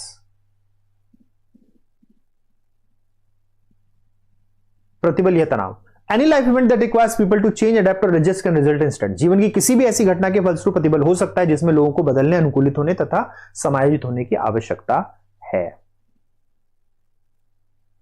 क्या चीज देखने को मिल रही है?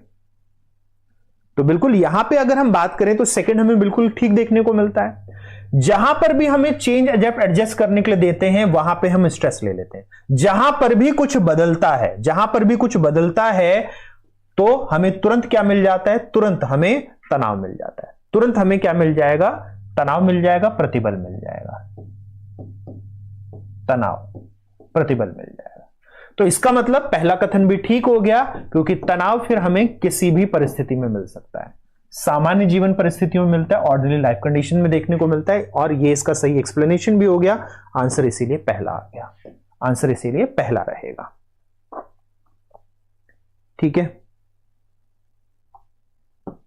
चलिए नेक्स्ट देखें। मुंजी सबसे लास्ट में दोबारा क्वेश्चन को रिपीट करिएगा। जब एक बार हम टॉपिक कर चुके होंगे, ये क्वेश्चंस कर चुके होंगे, फिर मैं आपका क्वेरी ले लूंगा।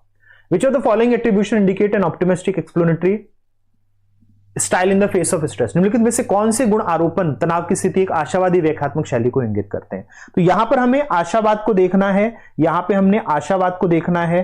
तो बिल्कुल यहां पे जब हम आशावाद की बात करेंगे, गुण आरोपण पूछा गया है, एट्रीब्यूशन पूछा गया और ऑप्टिमिस्टिक एक्सप्लेनेशन पूछा गया है, आशावादी व्याख्यात्मक की बात की गई है। ठीक है, तो इंटरनल कॉज आशावाद देगा, आंतरिक कारण आशावाद देगा हमें, या स्पेसिफिक इंपैक्ट देगा, या अनस्टेबल आउटकम देगा। हम किस रूप में देखते हैं? तो बिल्कुल इंटरनल कॉज हमें आशावाद नहीं देगा। हमें इंटरनल कॉज, हमें आशावाद देखने को नहीं मिलेगा। हमें एक्सटर्नल कॉज आशावाद देता है, इंटरनल कॉज नहीं देता, इंटरनल कॉज नहीं देता। इसी से हमें आंसर देखने को मिल गया। दूसरा हम देखें, स्पेसिफिक इंपैक्ट, बिल्कुल स्पेसिफिक इंपैक्ट देता है। ठीक है, और तीसरा हमें देखने को मिलेगा अनस्टेबल आउटकम, अस्थिर परिणाम, यह भी हमें देगा। जब हम गुणारोपण तनाव की स्थिति देखेंगे तो तनाव की स्थिति में हमें एक्सटर्नल होना चाहिए, स्पेसिफिक होना चाहिए, अनस्टेबल होना चाहिए। हमारा कारण बाह्य होना चाहिए, हमारा विशिष्ट प्रभाव होना चाहिए, और हमारा अस्थिर परिणाम होना चाहिए। तब जाकर हमें क्या स्थिति देखने को मिलेगी? हमें तनाव से आशावाद, हमें यहां पर स्ट्रेस से ऑप्टिमिज्म देखने को मिलेगा। ठीक है, जब हम स्ट्रेस से ऑप्टिमिज्म के ऊपर बात कर रहे हैं, ठीक है, तो यहां पर किसकी बात हो रही है? यहां पर बात हो रही है सेलिगमैन की थ्योरी की। यहां सेलिगमैन की थ्योरी की बात हो रही है। सेलिगमैन किसके ऊपर बात करते हैं? सेलिगमैन कहते हैं कि जो निराशावादी होगा, जो निराशावाद में होगा, वही हमारे पास किसकी ओर जा सकता है? वो आशावाद की ओर जा सकता है। जो निराशा में होगा, जो हमारे पास किस में होगा? जो पेसिमिज्म में होगा, वही ऑप्टिमिज्म को देख सकता है।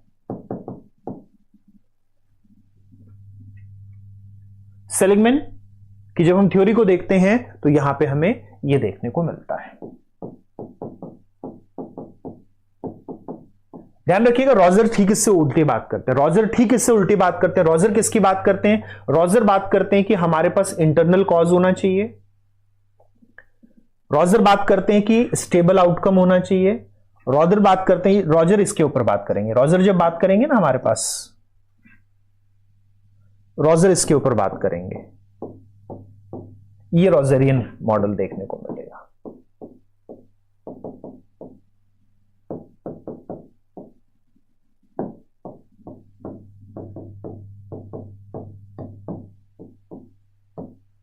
रॉजर इसके ऊपर बात करते हैं।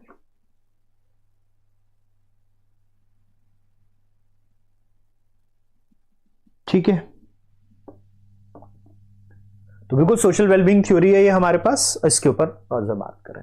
Individual encountering prolonged stress is prone to suffer from skin infection because, लंबे समय से तनाव का सामना करने वाला व्यक्ति त्वचा संक्रमण से ग्रसित हो सकता है। जनरल एडेप्टेशन सिंड्रोम को हम देख रहे हैं, जनरल एडेप्टेशन सिंड्रोम को देख रहे हैं, तो यहां पे हमें क्या चीज देखने को मिल रही है? यहां क्या चीज देखने को मिल रही है हमें? जब जनरल एडेप्टेशन सिंड्रोम देखते हैं तो स्ट्रेस के कारण हमें अलग अलग इन्फेक्शन हो जाते हैं। जब हमें तनाव का सामना करना पड़ता है तो हमें बहुत सारे संक्रमण हो जाते हैं। तो ये कौन सा हमें देखने को मिल रहा है? जनरल एडेप्टेशन सिंड्रोम में हमें क्या चीज देखने को मिलती है?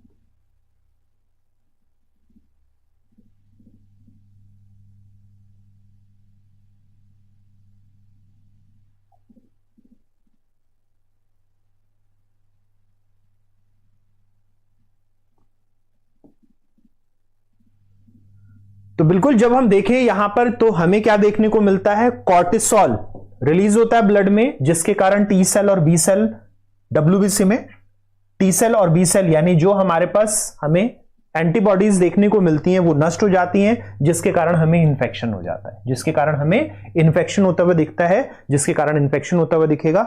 इसीलिए जब आप देखेंगे कि आपके फेस के ऊपर बहुत सारे दाने निकल रहे होते हैं तो डॉक्टर कहता है क्या? डॉक्टर कहता है तनाव में आप स्ट्रेस में, इसलिए आपके फेस पे बहुत सारे दाने निकल रहे हैं। आप जाते दिखाने जाएंगे ना किसी स्किन डॉक्टर को, तो वो कॉर्टिसोल रिलीज करने के लिए कहेगा कि खुश रहिए, खूब हंसिए, कूदिए, ताकि कॉर्टिसोल रिलीज और आपका फेस अच्छा हो जाए, साफ हो जाए। हार्डनेस, 3 कॉग्निटिव फैक्टर्स हैं हमारे पास, तो यहां पर नॉट करेक्ट दिया गया है, नॉट करेक्ट पूछा गया है। 3 कॉग्निटिव फैक्टर्स हैं, घटनाओं में 3 संज्ञानात्मक घटक है, निम्न में से कौन सा नहीं है? निम्न में से कौन सा सत्य नहीं है? नहीं है पूछा गया है। तो हार्डनेस के लिए हमारे पास कौन कौन से होते हैं? हार्डनेस के कौन कौन से कॉग्निटिव फैक्टर्स हैं हमारे पास? हार्डनेस के लिए कौन से 3 संज्ञानात्मक कारक हैं? कौन से 3 कारक हैं हार्डनेस के? तो बिल्कुल लड्डू क्वेश्चन, हार्डनेस में हमें क्या चीज देखने को मिलती है?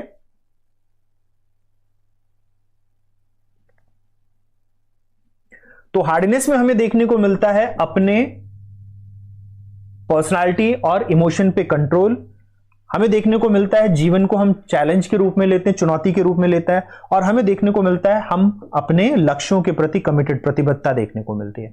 हार्डनेस वाले को कभी कोपिंग करने की जरूरत नहीं पड़ती, उसको कभी भी सामना करने की आवश्यकता नहीं पड़ती, वो क्योंकि हमेशा पहले से ही तैयार रहता है। हार्डनेस प्रोएक्टिव है, ये पहले से तैयार रहते हैं, इसीलिए इनको सामना करने की आवश्यकता नहीं होती, सामना करने की आवश्यकता नहीं होती। उत्तर यहां पे दूसरा रहेगा।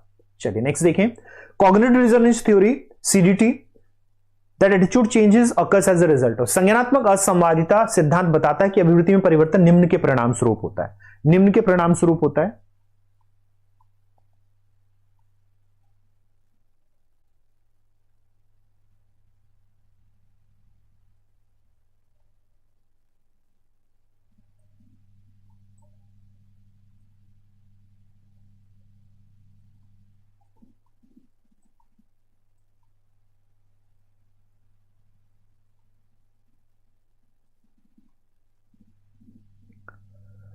तो जब हम लियोन फेस्टिंगर का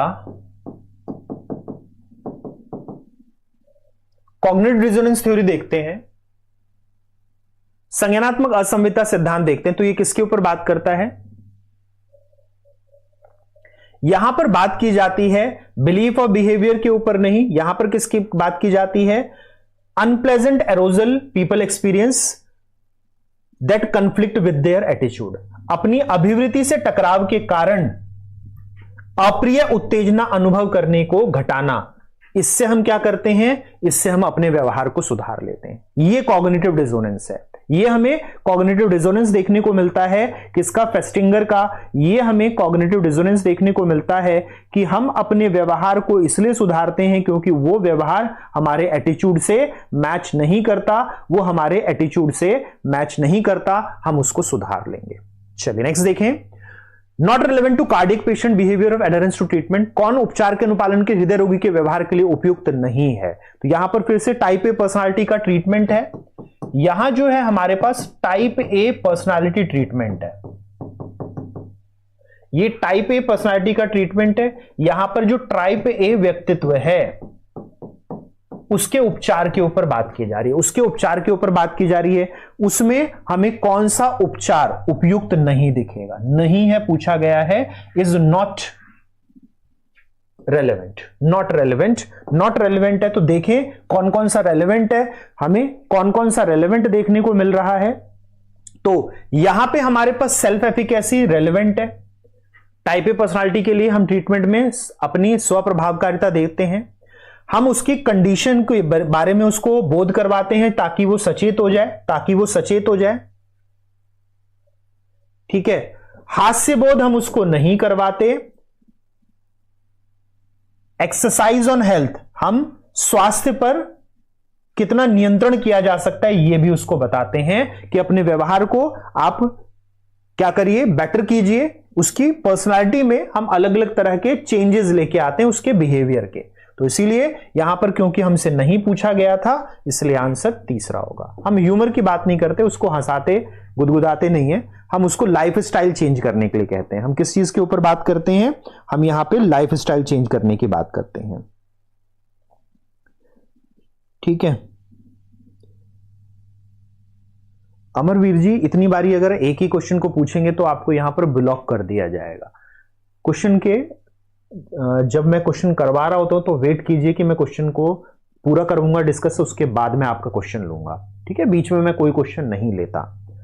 ठीक, अगर आपको पसंद नहीं है तो आप इस क्लास से जा सकते हैं, नहीं तो क्लास के अनुशासन को फॉलो कीजिए। आपने देखा कि कोई भी व्यक्ति जो है वो बार बार कमेंट कर रहा है क्योंकि सब क्वेश्चन समझने में तल्लीन है। तो आप भी या तो पढ़ने के लिए आइए, अगर पढ़ने से में इच्छुक नहीं है तो फिर आप जा सकते हैं।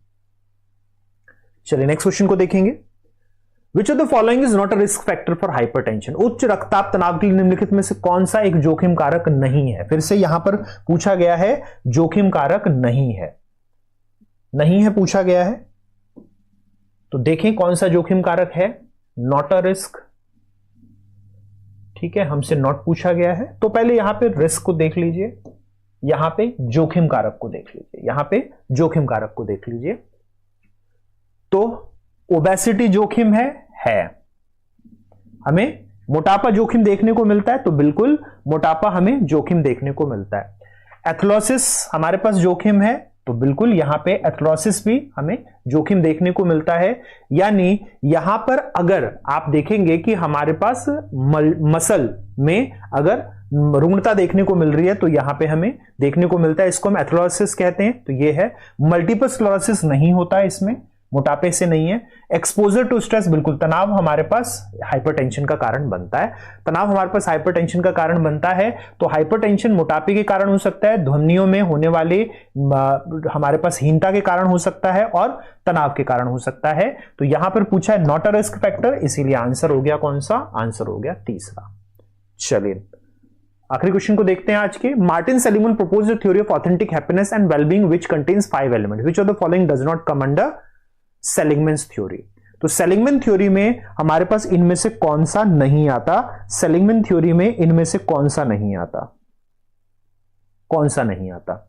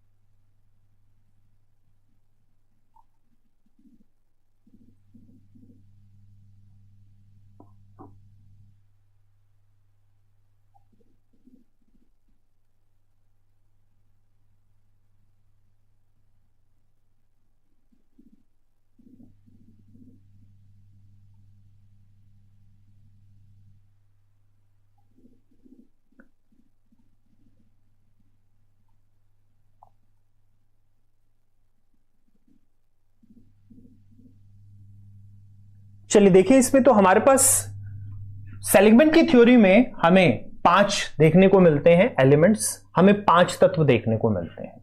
इसमें हमें 5 तत्व देखने को मिलते हैं। पहला तत्व हमें क्या देखने को मिलता है? पहला तत्व हमें देखने को मिलता है पॉजिटिव इमोशन। पहला तत्व हमें देखने को मिलता है पॉजिटिव इमोशन।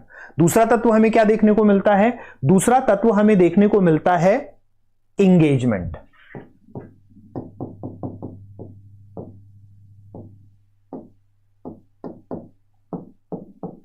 संलग्नता। दूसरा तत्व हमें देखने को मिलता है इंगेजमेंट, हमें संलग्नता देखने को मिलता है। तीसरा तत्व हमें क्या देखने को मिलता है? तीसरा तत्व हमें देखने को मिलता है रिलेशनशिप्स।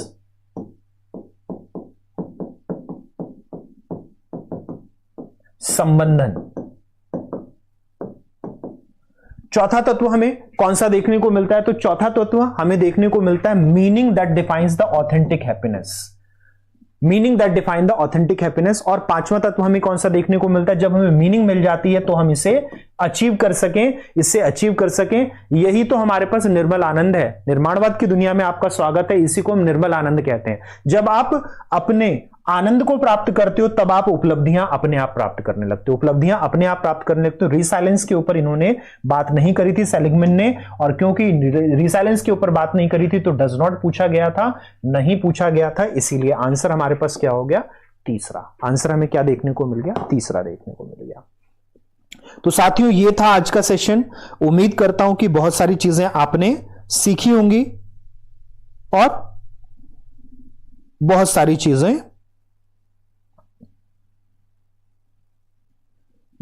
चीजें आपने करी होंगी रिवाइज। ठीक है, अब क्वेश्चंस आप कह रहे थे कुछ पूछने तो पूछ लीजिए। एक अमरवीर जी पूछ रहे थे, जो स्पैमिंग कर रहे थे, इतनी बार बार एक ही क्वेश्चन को दिए जा रहे हैं। ठीक है, तो बिल्कुल सेकंड फेज वाले टीआरई 4 में होने चाहिए सम्मिलित।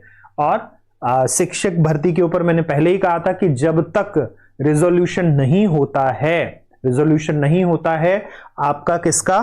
जब तक रिजोल्यूशन नहीं होता है जो सुप्रीम कोर्ट का रिजर्वेशन का ऑर्डर आया था, तब तक रिजल्ट शिक्षक भर्ती 3 का नहीं आएगा। एस्टेट का रिजल्ट आ जाएगा, एस्टेट के रिजल्ट में कोई दिक्कत नहीं है, एस्टेट का रिजल्ट आ जाएगा। एस्टेट के रिजल्ट में भी एक समस्या देखने को मिल सकती है, आप कैटेगरी चेंज करने के लिए वो टाइम दे सकते हैं कि आप अपनी सर्टिफिकेट मिलेगा कैटेगरी चेंज करने पे। ठीक है, रिजल्ट आ जाएगा की आ जाएगा, लेकिन तब आपको सर्टिफिकेट वो फिर कैटेगरी के हिसाब से देंगे। यहां पर एक समस्या और है, पुराने जो सर्टिफिकेट इश्यू हो रखे हैं वो भी कैटेगरी के हिसाब से हो रखे हैं, उस कैटेगरी को भी कैसे करना है इसके ऊपर बात होगी। ठीक है, वो क्रीमी लेयर के ऊपर जो बात होनी है। ठीक है, आरुषि जी मैं नहीं करवा पाऊंगा, आप देखेंगे क्वेश्चंस करवाने के लिए मैं इतना टाइम लग जाता है, मैं इतनी रात को जाएंगे। 10 टॉपिक का मतलब, मैं टॉपिक ना ऐसे नहीं कि पढ़ा दिए, जो 10 टॉपिक इंपॉर्टेंट थे वो मैंने इसमें पढ़ा दिए। मैं क्वेश्चंस में सभी आप जिन देखेंगे 27 क्वेश्चन में आपको लगभग 10 से 15 टॉपिक्स मिल रहे होंगे। 10 to 15 टॉपिक्स हैं जिसको मैंने शॉर्ट में पढ़ा दिया है। ठीक है, उनको रिवाइज कीजिएगा, ये इंपॉर्टेंट टॉपिक है, ये सारे के सारे इंपॉर्टेंट टॉपिक हमें देखने को मिलेगा, ये सारा का सारा इंपॉर्टेंट टॉपिक देखने को मिलेगा। फिर अगर हम देखें तो स्कीमा के बारे में, तो बिल्कुल स्कीमा के बारे में क्या जानना है? स्कीमा के बारे में आपने जानना क्या है? स्कीमा को अगर हम देखें तो ये हमारे पास कॉग्निटिव स्ट्रक्चर्स होते हैं जिसमें सारा का सारा नॉलेज कंस्ट्रक्ट करता है हमारा जो है कॉग्निशन। हमारा संज्ञान के जो संरचनाएं हैं जिसमें सभी ज्ञान का निर्माण किया जाता है उन्हें हम स्कीमा कहते हैं। अब आपकी क्वेरी क्या है? ये तो आपने परिभाषा पूछी, परिभाषा मैंने बता दी, इससे आप क्या समझे और आपको क्या प्रॉब्लम है? तो यहां पर मुझे ना टॉपिक मत दिया कीजिए, आप अपनी क्वेरी पूछा कीजिए। मेरे को टॉपिक कहेंगे, आपने एक स्कीमा पूछा, मैंने स्कीमा बता दिया। ठीक है,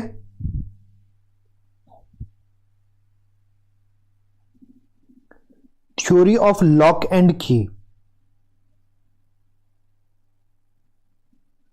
कोई भर्ती में हाचकाच नहीं हुआ, ये आपका एडमिनिस्ट्रेटिव प्रॉब्लम है, ये हमेशा एडमिनिस्ट्रेटिव प्रॉब्लम है। और एडमिनिस्ट्रेटिव प्रॉब्लम के ऊपर हम कुछ नहीं कर सकते, ये हमारे हाथ में है क्या? ये हमारे हाथ में है ही नहीं, हमारे हाथ में नहीं है ना। और जब हमारे हाथ में है नहीं तो फिर हम इसके ऊपर बात करेंगे।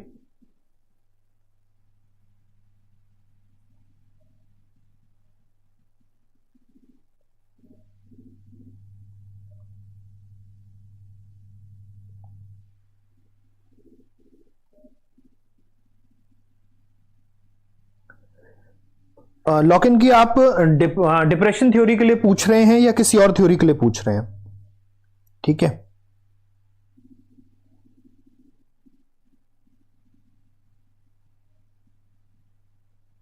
डेफिनेशन समझना था। इसमें क्या समझना है आपको? इसमें 3 चीजें मैंने बताई आपको। संज्ञान में जितना निर्माण होता है वो स्कीमा में होता है, संज्ञान में जितनी ज्ञान संरचनाएं रहती हैं वो स्कीमा में रहती हैं, और जो हमारे पास नॉलेज जो है, सीक्वेंस ऑफ इंफॉर्मेशन है, सूचनाओं का जो क्रम है, उसे हम स्कीमा कहते हैं। ये 3 लक्षण हम देखते हैं, ये 3 लक्षण हम स्कीमा के देखते हैं, स्कीमा के ये 3 लक्षण देखते हैं।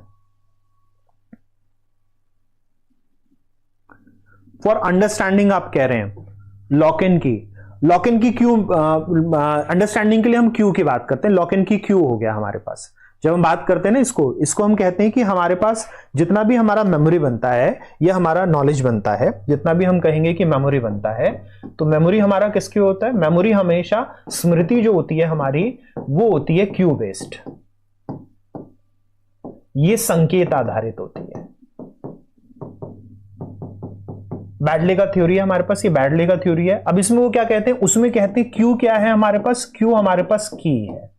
जो संकेत है वो क्या है? वो चाबी है। किस चीज की चाबी है ये? जो हमने मेमोरी जो है, मेमोरी हमने स्ट्रक्चर बनाया है, जो हमने स्मृति संरचना बनाई है, किसी भी एक स्मृति संरचना, या जो हम देखते हैं भंडारण हुआ है, जो हमारा रिटेंशन हुआ है, जो रिटेंशन हुआ है, उस रिटेंशन का जो मेमोरी स्ट्रक्चर है उसकी की क्या है? उसकी क्यू ये संकेत है। जैसे कि, और यही हमारे पास बनेगा क्या? जब आप की नोट्स बनाते हो, तो की नोट्स का मतलब क्या होता है? जब आप की नोट्स बनाते हो, जैसे हम की नोट्स कहते हैं, तो की नोट्स क्या होता है? पहले हम लॉन्ग नोट्स बनाते हैं, लॉन्ग नोट्स के हम शॉर्ट नोट्स बनाते हैं, और शॉर्ट नोट्स के फिर हम की नोट्स बनाते हैं। और की नोट्स को ही हम क्या कह देते हैं? की नोट्स को हम कह देते हैं कि ये हमारा माइंड मैप है। इसमें अलग अलग संकेत पूरे एक नॉलेज डोमेन को बता रहे होते हैं।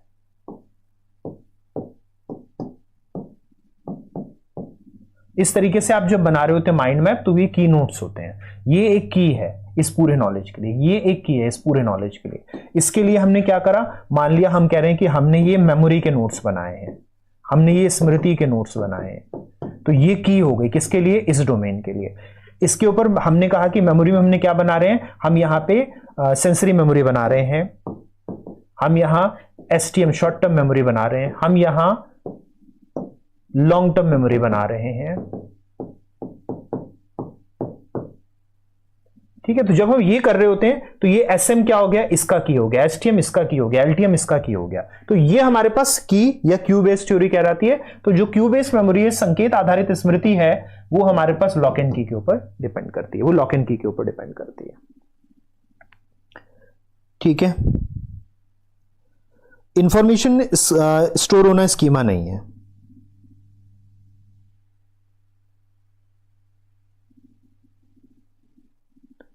मैंने इसीलिए आपको तीनों बेसिस बता दिए, तीनों बेसिस हैं स्कीमा के। स्कीमा हमारे पास कंस्ट्रक्शन ऑफ नॉलेज का यूनिट है। जब भी हम स्कीमा की बात करेंगे, जितना भी ज्ञान का निर्माण होगा वो स्कीमा के रूप में होगा। स्कीमा क्या है? स्ट्रक्चर ऑफ नॉलेज है, ज्ञान की संरचना है। स्कीमा क्या है? सीक्वेंस ऑफ इंफॉर्मेशन है, सूचनाओं की श्रृंखला है। स्कीमा क्या है? स्कीमा हमारे पास बिल्डिंग ब्लॉक ऑफ नॉलेज है। पूरे ज्ञान का जो आधारभूत हमारे पास ब्लॉक होता है वो स्कीमा होता है। तो सभी तरह से स्कीमा क्या है? थिंकिंग का बेस है। जितना भी चिंतन करेंगे स्कीमा है। प्रोसेसिंग का रिजल्ट है। जितना भी प्रक्रमण करेंगे, संस्करण करेंगे सूचनाओं का, उसका रिजल्ट, उसका परिणाम हमें स्कीमा देखने को मिलेगा। सब स्कीमा है। तो इसलिए क्वेश्चन वाइज आप देखेंगे तो अलग अलग हो गया स्कीमा। मैंने इतने सारे आपको परिभाषा बता दी, सब परिभाषा अलग अलग तरीके से है, सब परिभाषा अलग अलग तरीके से है। दीक्षा जी, इंफॉर्मेशन स्टोर होना स्कीमा नहीं है। इंफॉर्मेशन स्टोर होके जो स्ट्रक्चर बनता है, जो संरचना बनती है, वो संरचना स्कीमा है।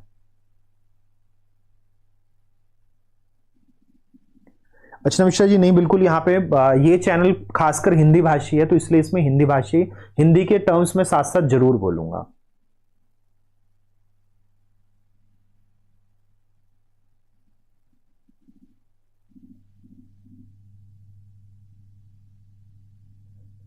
TRE 4 का मतलब इस सरकार से क्या लेना देना हो गया विनोद जी? मैं ये चीज समझा ही नहीं, TRE 4 इस सरकार में होगा कि नहीं होगा। पता नहीं आप पॉलिटिकल फ्रेमवर्क से बाहर क्यों नहीं आते? आप ना पॉलिटिकल फ्रेमवर्क से बाहर नहीं आते। आप पता नहीं उन शिक्षकों के पीछे चल चुके हैं जो शिक्षक हमेशा राजनीति करते रहते हैं।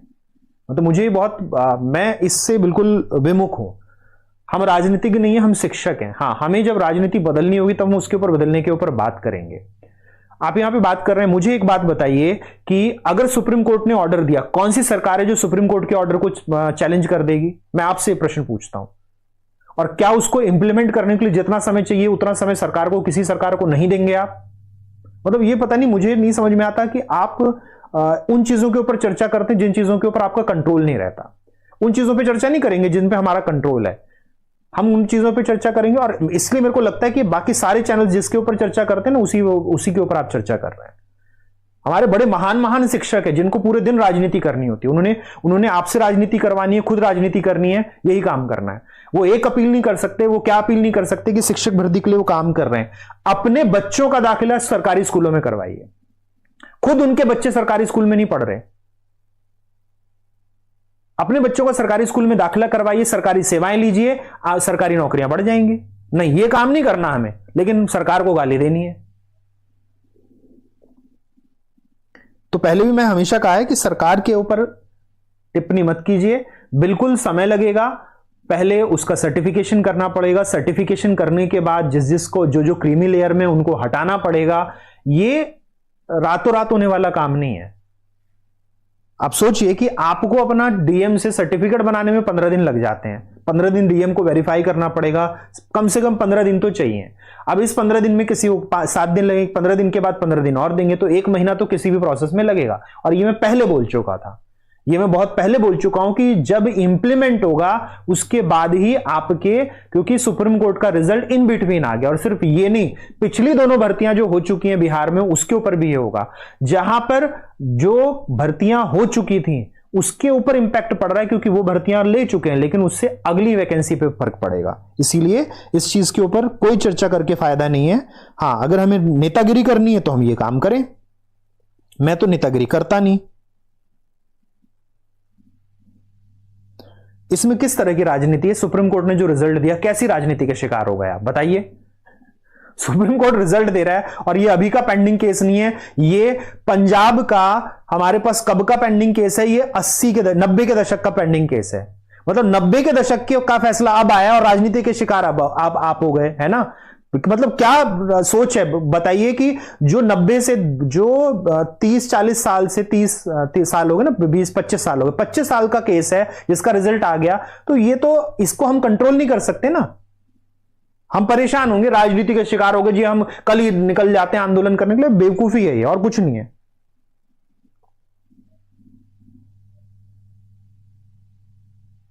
क्वेश्चन पूछ लीजिएगा कल, कोई दिक्कत नहीं है।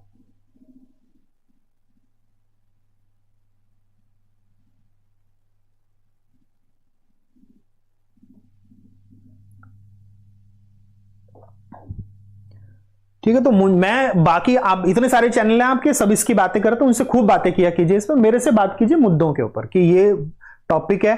मुझे एक चीज पता है कि अगर एक सीट है तो वो मेरी है। क्यों? क्योंकि मैं सिर्फ अपनी गुणवत्ता को बढ़ाने के ऊपर बात करता हूं। जिस दिन नौकरी लगेगी उस दिन मेरी लगेगी, मुझे ये पता है। ठीक है, इस मुद्दे के साथ मेरे साथ बात किया कीजिए कि अगर एक ही नौकरी निकली है ना सर, वो मेरी होगी। अगर इतना मुद्दा रखते हैं ना, इतना मादा रखते हैं, तो मेरे साथ चर्चा कीजिए। ये सारे जो बेवकूफ बनाते हैं ना आप लोगों को, आज इसकी राजनीति करनी है, कल उसकी राजनीति करनी है, उन्होंने सिर्फ अपने चैनल चलाने हैं, उन्होंने सिर्फ आपसे पैसा उगाना है। उनके अलावा उनको आपकी सफलता से कोई लेना देना नहीं है। उनको आपकी सफलता से कोई, उन्हें अपना कोर्स बेचना होता है, सिर्फ ये चीज करनी होती है। इसीलिए वो आपकी भावनाओं के साथ खेलते हैं और आपकी भावनाओं को भड़काते हैं। दो टूक मैं कहता हूं। और इस तरह के शिक्षक, जितने शिक्षक हैं, सब नालायक शिक्षक है, सब नालायक शिक्षक है, साफ साफ कहता हूं। अपने हक की लड़ाई करने के लिए, अरे आपको हक की लड़ाई करनी है, बच्चों का हक देखना है, अपने बच्चों को सरकारी स्कूलों में पढ़ाना शुरू करो, ताकि सरकारी टीचरों की, सरकारी स्कूलों में बच्चों की संख्या बढ़े तो शिक्षकों की आवश्यकता बढ़े। सिंपल सी फॉर्मूला है, कोई और फॉर्मूला ही नहीं है। आपको यूज करना है। अरे आप यूज नहीं करते MTNL के सिन, BSNL के सिन, और आप कहते हो कि सरकारी नौकरियां खत्म हो गई हैं। आप यूज नहीं करते कभी इंडियन एयरलाइंस और एयर इंडिया, और आप कहते हो सरकारी नौकरियां खत्म होगी। क्यों नहीं होंगी सरकारी नौकरियां खत्म? होंगी सरकारी नौकरियां खत्म। क्यों? क्योंकि सरकारी सेवाओं का हम लाभ नहीं लेते, हम घूस देते हैं हर जगह जाकर, हम करप्शन चाहते हैं। जब हम कर रहे हैं वो चीज, तो हम कैसे इस चीज के विरोध में जाएंगे?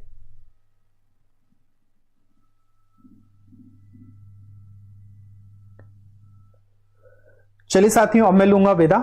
तो ये बिल्कुल हमारे पास, हम राजनीति में क्यों फंसे होते हैं? क्योंकि हम स्वयं को बदलने की बात नहीं करते, हम दूसरों को बदलने की बात करते हैं। ये राजनीति है, ठीक है। जब हम स्वयं को बदलने की बात करते हैं, ये हमारे पास भारतीय दर्शन है। भारतीय दर्शन हमेशा स्वयं के अंदर झांकने की बात करता है, स्वयं को बदलने की बात करता है। अगली क्लास में होगी मुलाकात। जितने साथी अभी तक जुड़े हुए हैं, आप सभी का तहे दिल से धन्यवाद।